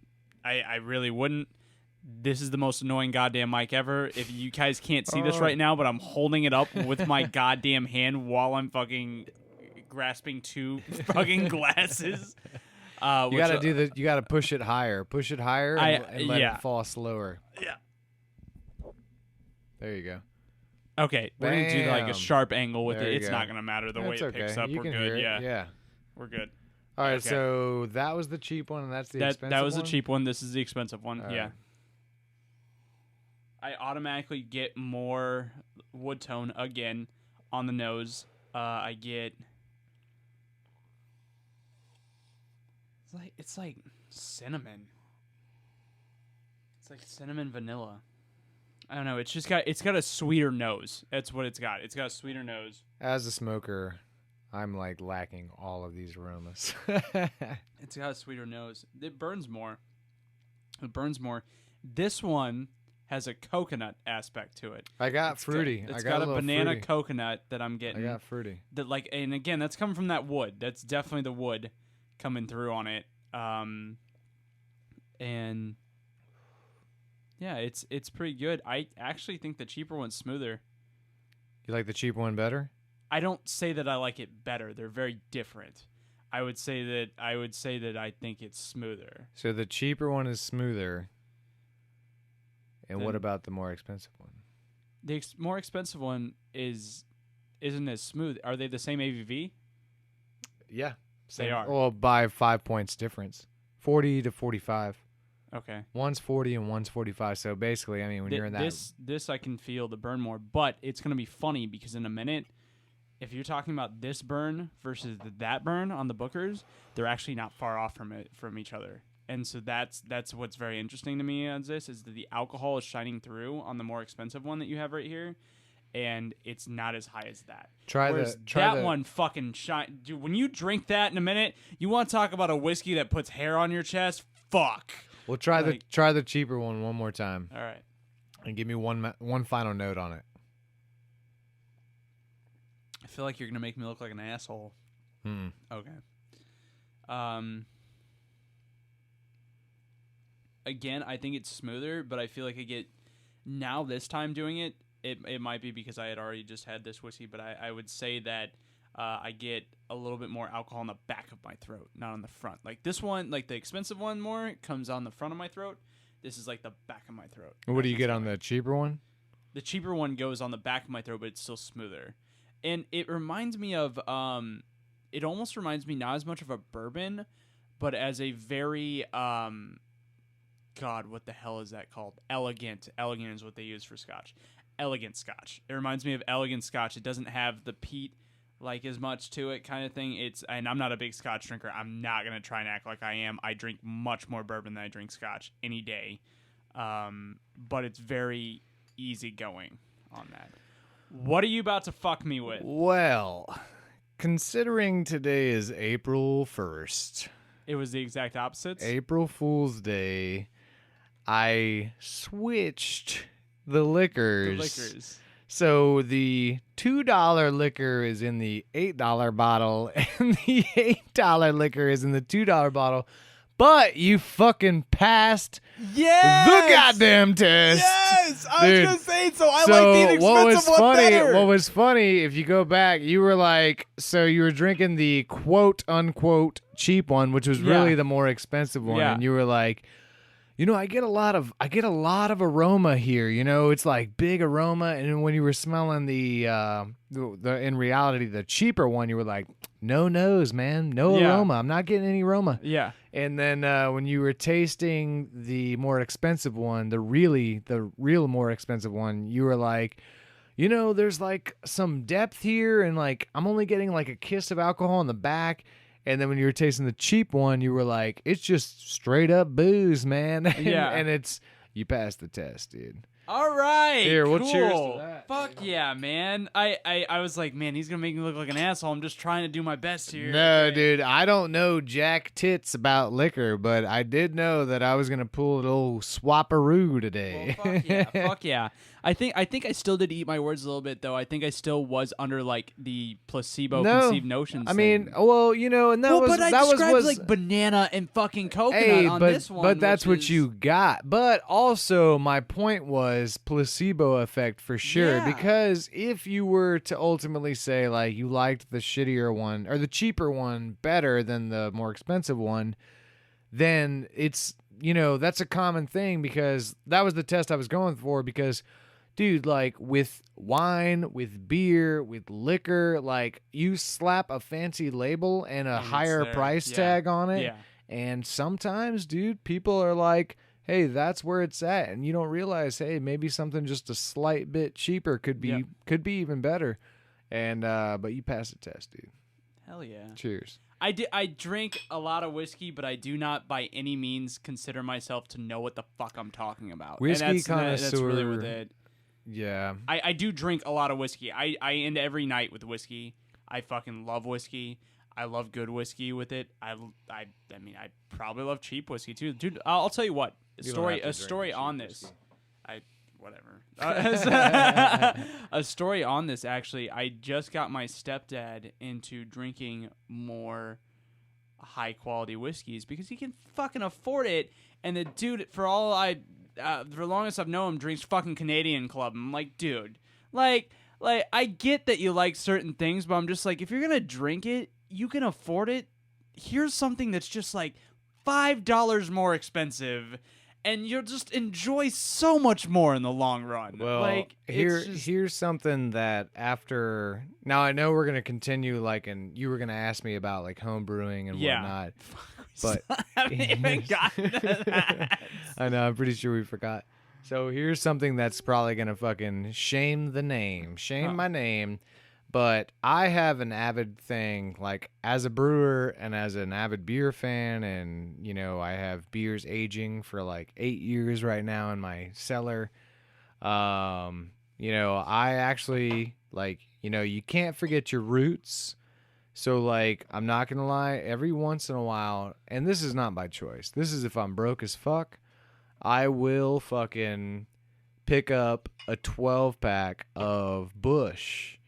And dude, don't get me wrong, when I'm drinking it, it tastes like as if I was a cat and I could just lean over and just lick my own taint. Are you done with these ones? Yeah, I don't care about that. Yeah, no, I'm okay. And you know, like if I could just lean over and lick my own taint, you know, that'd be like my 12-pack I'm drinking. But you know, like dude, when you're balling on a budget and you want to catch a buzz, and you know, liquor's not going to do it. You know, craft beer might be a little bit out of the price range. You want to do some sessionable beer. Don't forget your roots. Where did we all come from? Look, man, actually, a quick note on that, because I'm totally with you. But I have to ask you, does Busch have a nostalgia for you?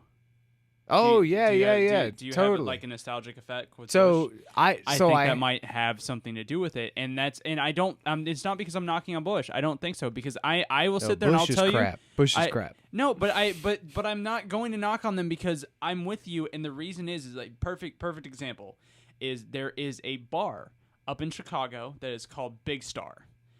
This bar is a fucking Austin bar. You go there, and that's what they're aiming for. They're aiming for Austin, Texas. You're fucking there. It's like Austin, Texas in Chicago. Oh, is that why it's called Big Star? Yeah, and they do pork belly tacos. They serve Lone Star beer, and they fucking do all sorts of goddamn whiskeys. And I'll tell you what, the best fucking thing being there when I went there and I was finally of age was I was fucking miserable when I was in Chicago. I was fucking miserable, except for the few friends I had, one of them being Jeff over at Pipeworks. Fucking love that dude, who's going to try and convince me to go back to Chicago, and I'm just not going to do it. But I miss the shit out of him. He misses the shit out of me, and I fucking miss the shit out of him. But you don't want to fuck him so hard. Oh, yeah.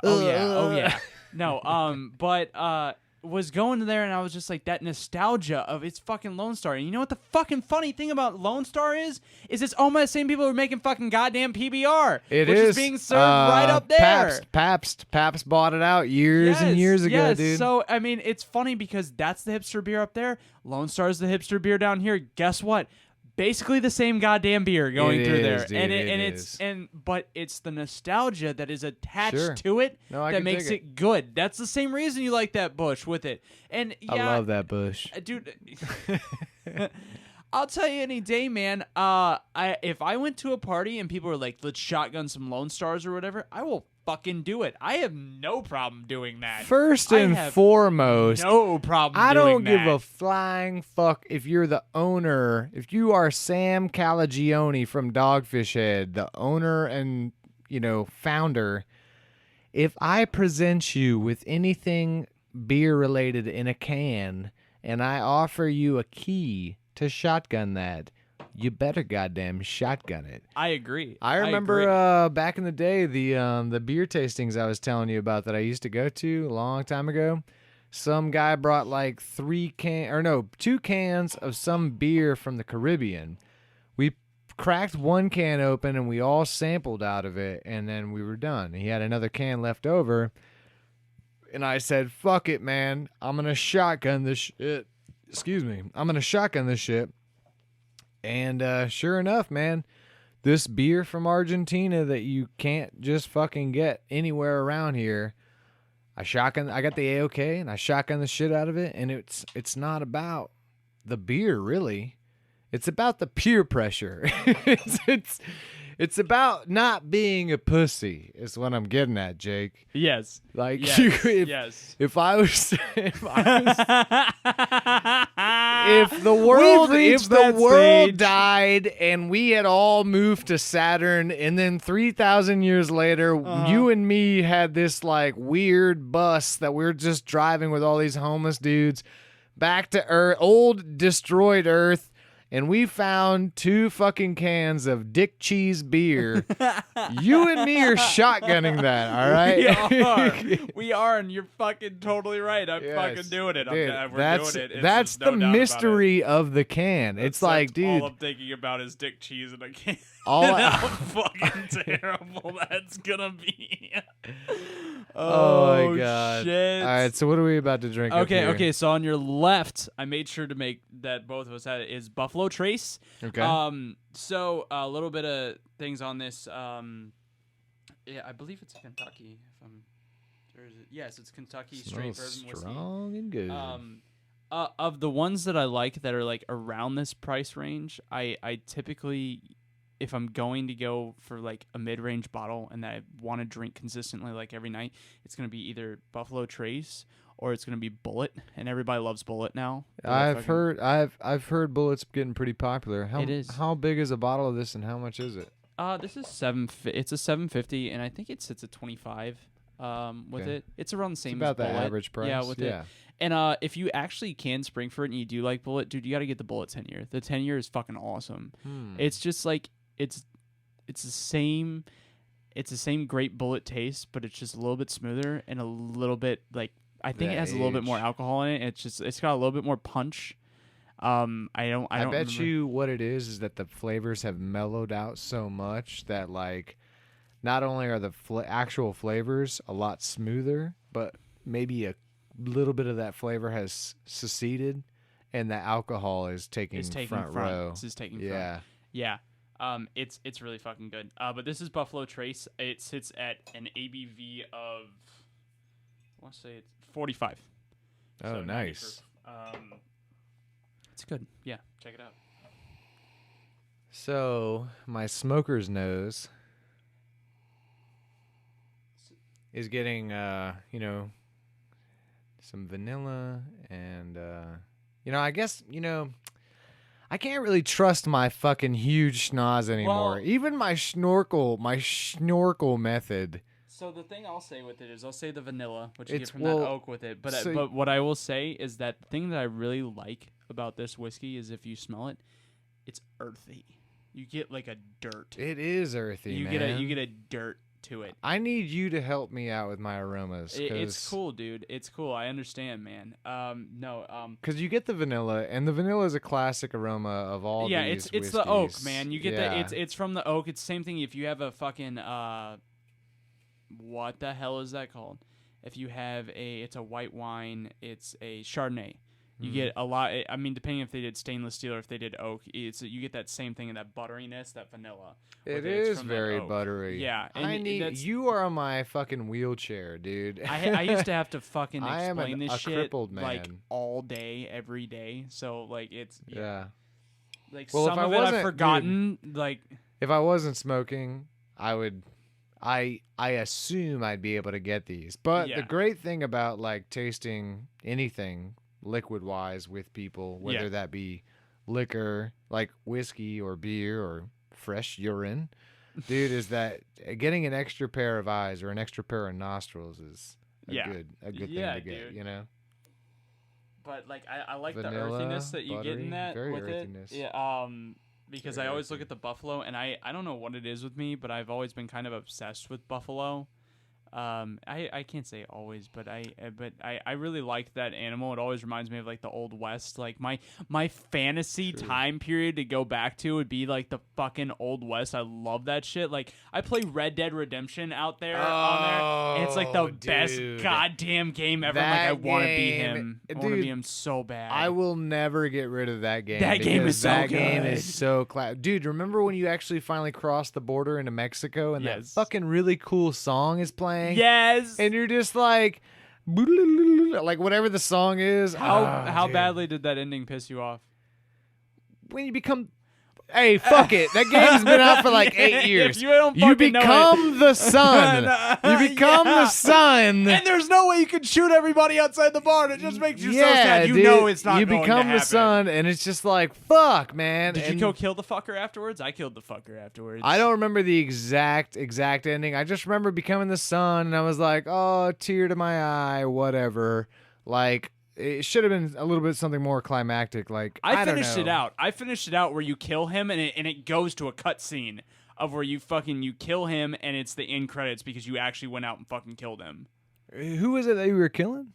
Whoever the head sheriff or whatever it was that took you down, or the head FBI guy. I can't remember. I haven't played that game in so long. You know, I dude. haven't. I usually don't. Whenever I play a game, I usually don't return to it. Just like anything, like a movie, dude. Right. I am for anything entertainment wise, dude. If I finish it or beat the game or watch the end of the movie, I usually don't return to it for like at least a good 6 years. Yeah. That way it's fresh because you always see those people that are like, they'll watch this movie every other weekend, you know, or like. Well, play I this do game. that with TV shows. Like I return to TV shows a lot because of the nostalgia and the joy I get from it. Like right now, I've been watching How I Met Your Mother reruns. I don't know how many times. God, dude, just because it such a makes me great feel show. awesome. But the ending, Oh, it's so God, sad. anti-boner, dude, anti-boner. I hate to cut this really quick. I have to piss like a racehorse. Go for I will it, be dude. right back. Go for it.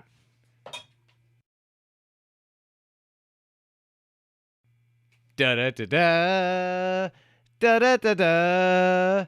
Da da da da da da da da da da da da.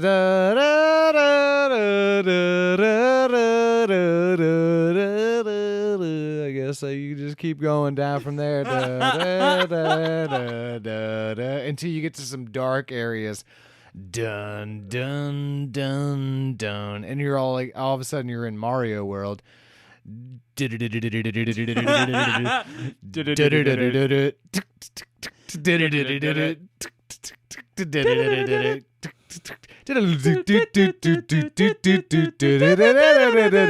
Come on down. The price is right.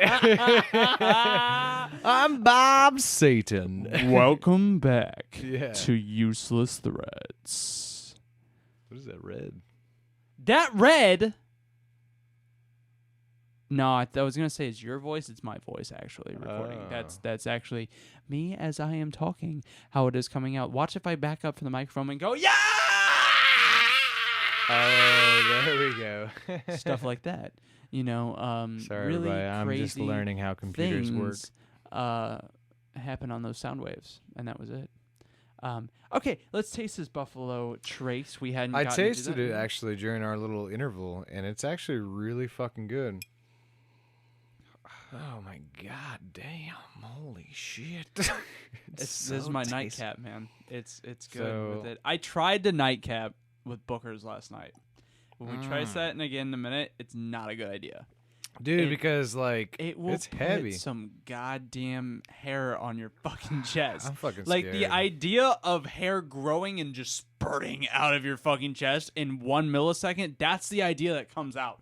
Like, I'm not even kidding. At 65, dude, at 65% booze, I'm imagining the hair on my chest that I already have It's gonna go- dreadlocking with the hair on my Yeah. asshole, and then me being eternally in the fetal position until I cut my dreads. Look, I'll tell you what. When I was working at that bar, it was attached to a hair salon, and that You talking sounds about really funny. Austin, Yeah. Star, Big Star. No. I didn't work at Big Star. It was a bar called Flight 112, and it was in a small okay. town outside of Chicago.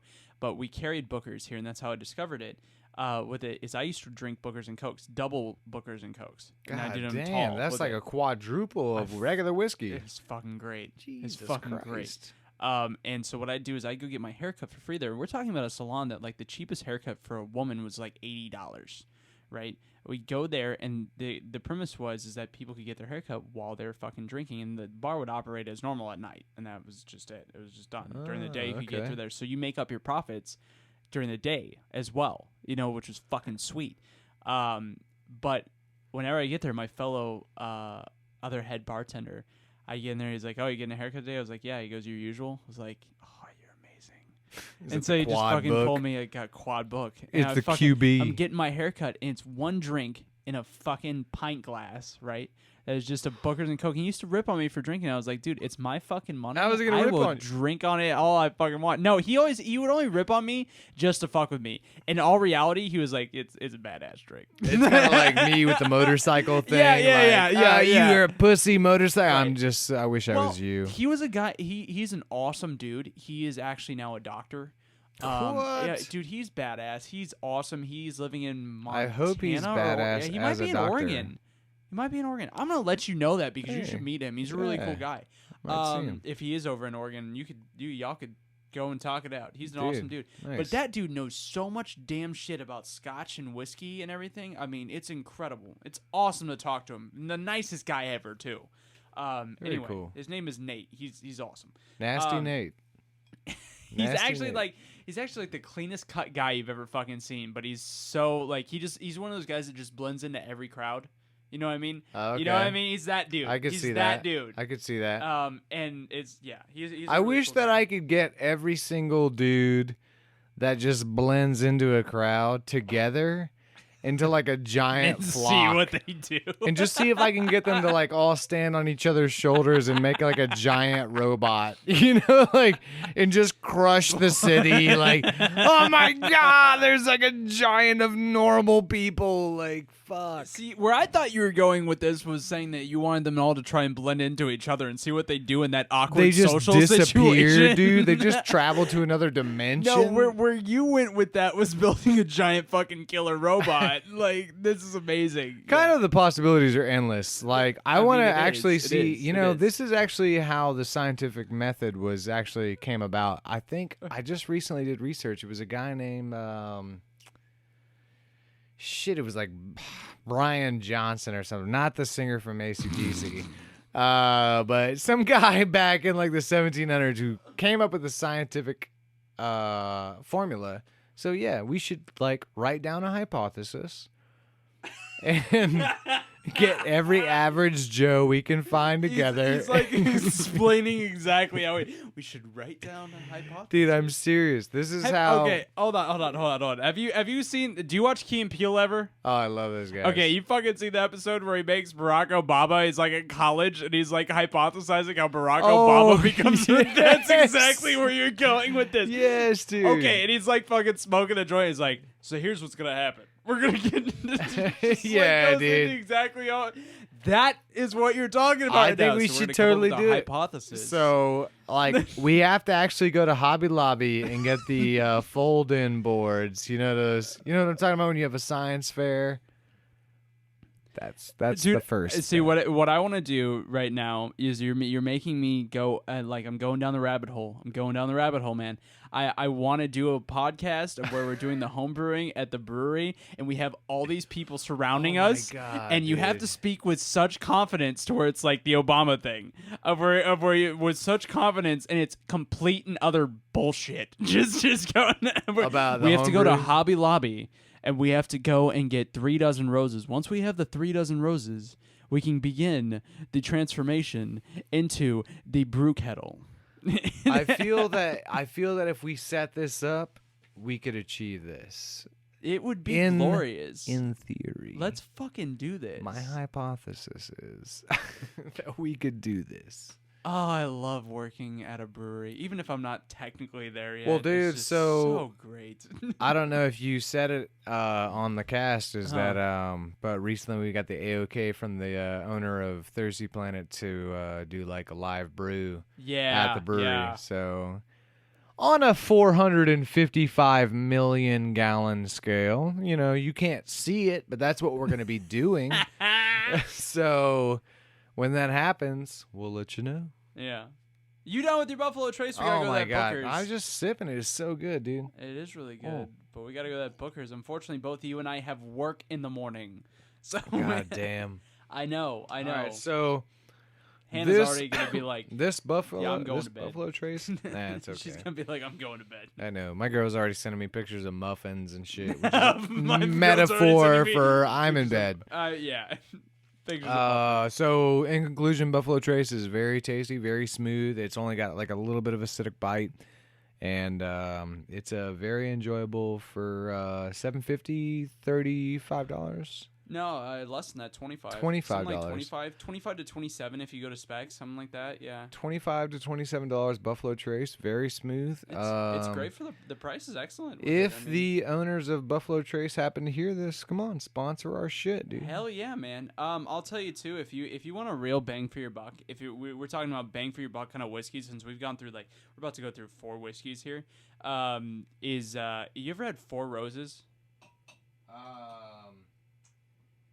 Man, I think I have, but I don't remember. Four Roses is the best bang for your buck I think you'll get. You're gonna pay for a handle of it like $25. So you're paying $5 more than you would for Jim Beam, and it's fucking awesome. Oh, wow. I will say, and they're single barrel. It's fucking awesome. Four Roses. Four Roses, though. I had a buddy of mine who used to be fucking all about them, and I never doubted him or anything like that, but I just never tried it. And I went in the store. I was like, holy shit, this is cheap. And I tried it. I was like, yeah, it's damn good. I mean, it's good.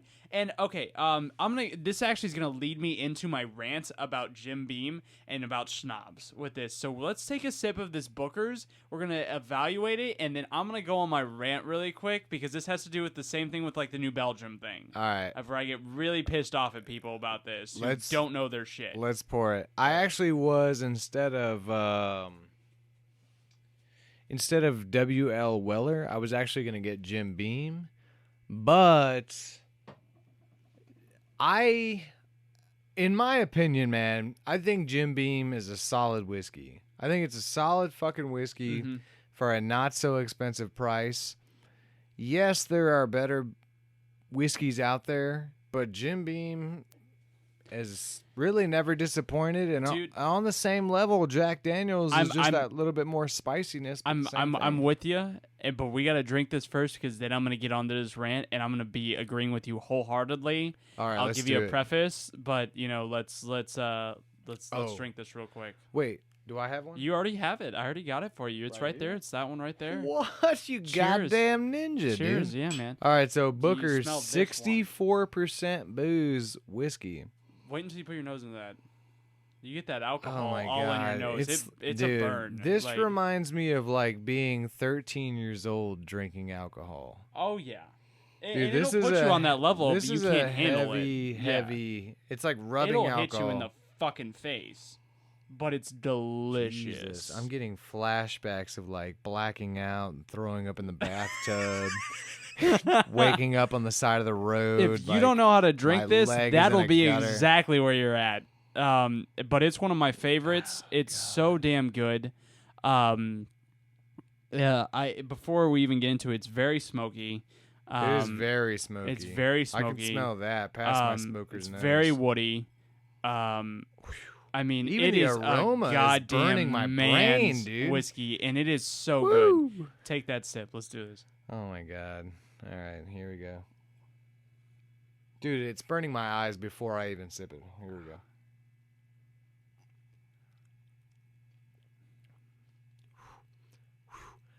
You have to do you have to fucking blow out, dude, because dude, that's a punch. So it's not as bad as I thought it was going to be, cuz the aroma is just the fumes burn your eyeballs.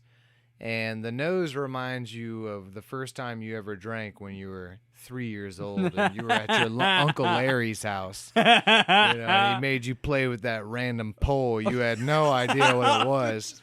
But dude, as soon as you take a sip, you already know, hey man, I'm not gonna be able to take a full gulp of this. So you take a fucking little pleasant little baby bird sip, dude. Just baby bird it, dude. And that's enough, man. It crawls into your mouth, and as it's crawling, it just starts corroding every bit that it touches. But the flavor so good, dude. Do you feel that It's- warmth going down your throat? And my favorite part is the tingle on your tongue afterwards from that amount Oh, of yeah. alcohol. Is your tongue is just like almost numb in this like delightful Dude, feeling. it It's is. great. So I took it in. I don't know what you did. I took a very, very tiny sip. I took a little bit. I drink it pretty often though. So I mean, All right, here. I'm used to it. We can go through these steps. So, baby step. Here we go. Baby sip. This is what we get. Pinkies in the air. Pinky's in there.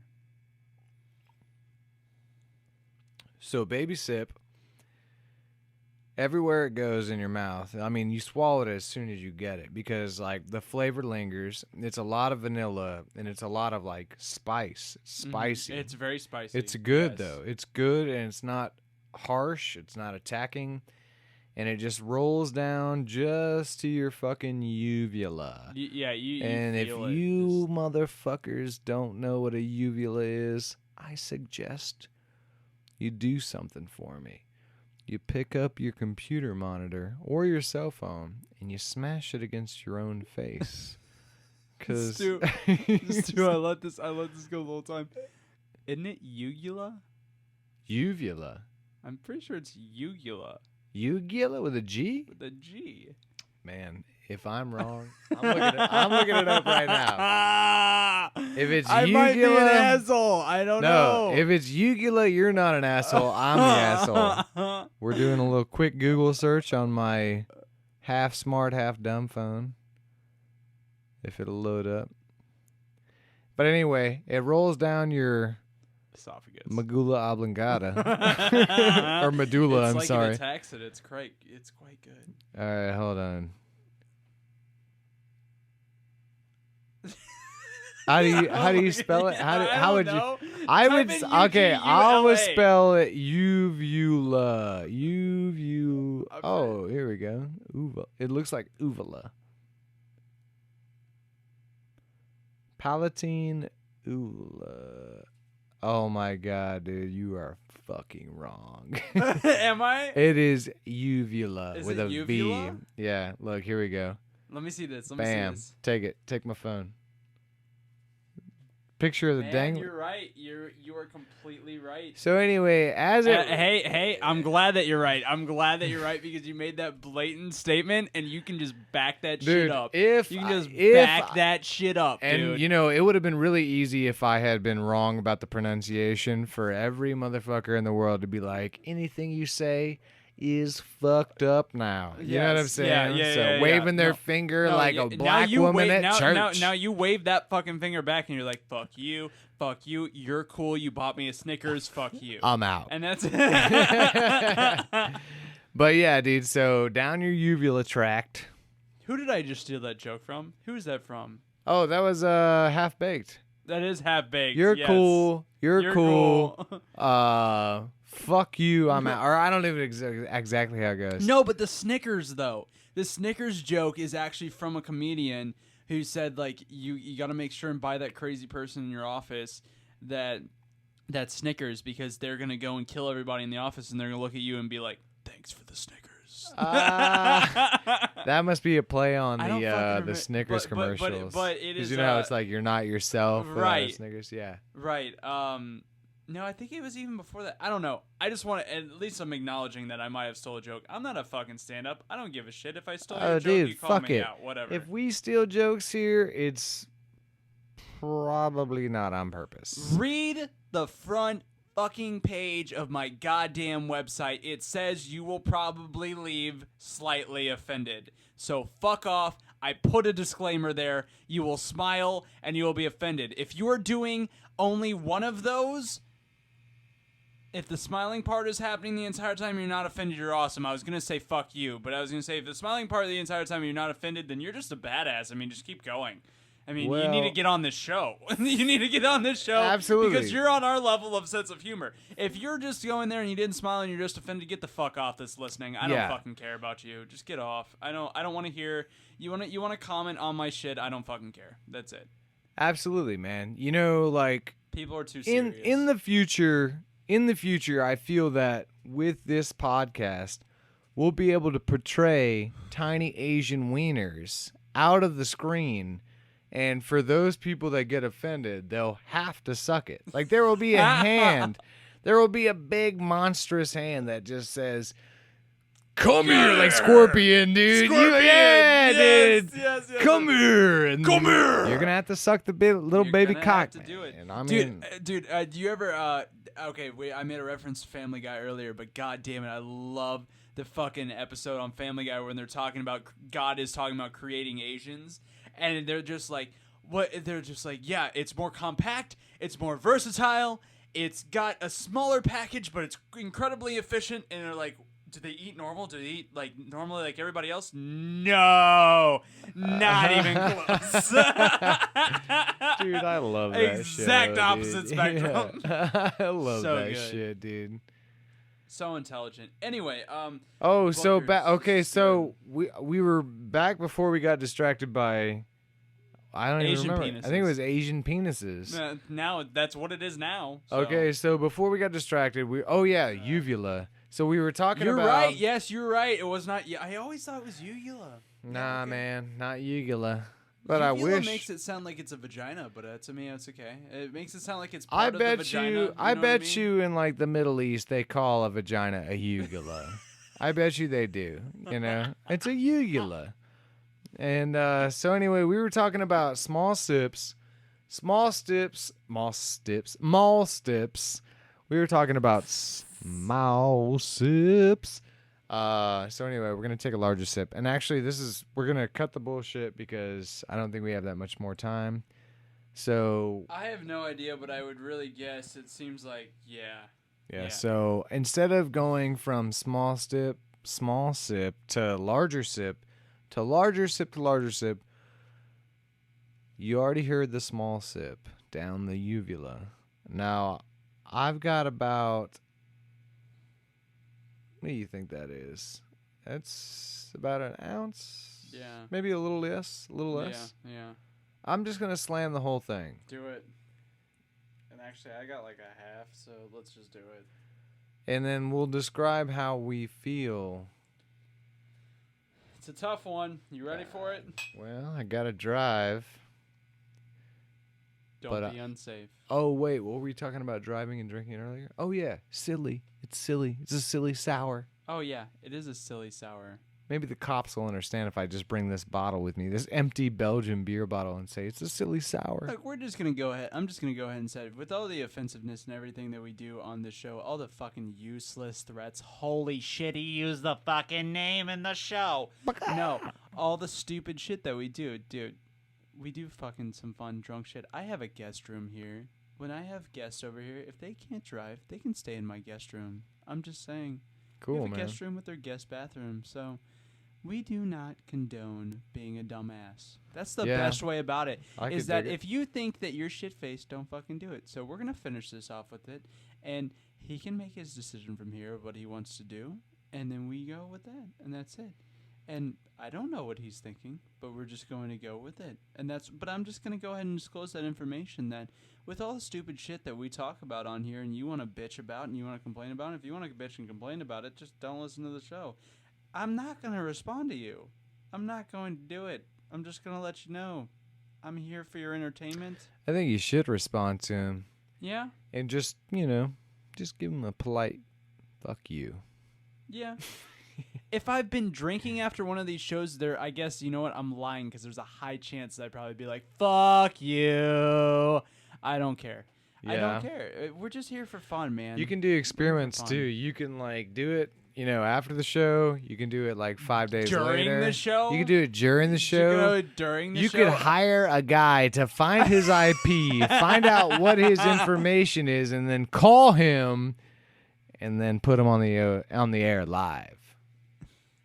All right, I'm about to pee my pants, so Okay, real okay, fast. let's do this. Let's We're just slamming slam it. this. Yeah. Just a little half ounce here.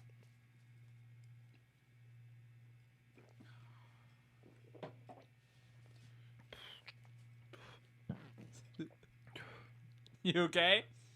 It's a hard one, man. There's water. So, It's a burn. So. It's a burn. Yeah. before I go pee, I will say.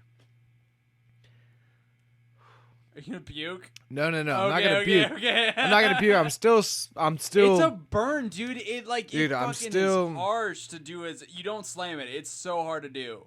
Yeah. I'm still like blowing smoke out of my lungs. Yep. So it's very intense. Yeah. I think of it as buying 2 bottles of whiskey. I mean, it's equivalent to it when you really think of it. It really So is. It's You can't sit there and just slam that a whole night. You cannot fucking do it. dude, not It's at all. not. Unless you are like just some backwards ass. Moonshine I am drinking like- motherfucker. I am Yeah. like salivating right now Yeah, it's hard, dude. because it's like I'm just like pushing smoke out of my lungs. So beware.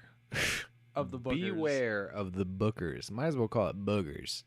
You know Beware what? of the boogers. And on the boogers note, he's got to pee. It's late. We're gonna fucking finish this. Hey man, this has been an awesome show. We just finished with bookers. This is Useless Threats with Chris Marks, aka Jake Peary. What is up, man? We got Stu MacLeod over here. He will be a continuing guest, recurring guest happening on through here. Heyo. He is awesome. Next time we will get to homebrewing. Oh my God, we will. I will talk about that again in the intro. I'm sorry for being an asshole about that. He's an awesome homebrewer. He's going to talk more about it. But anyways, thank you for listening. Good night. I love you. We'll I talk don't know. next time. I love you. Bye. I love you. Goodbye. Bye.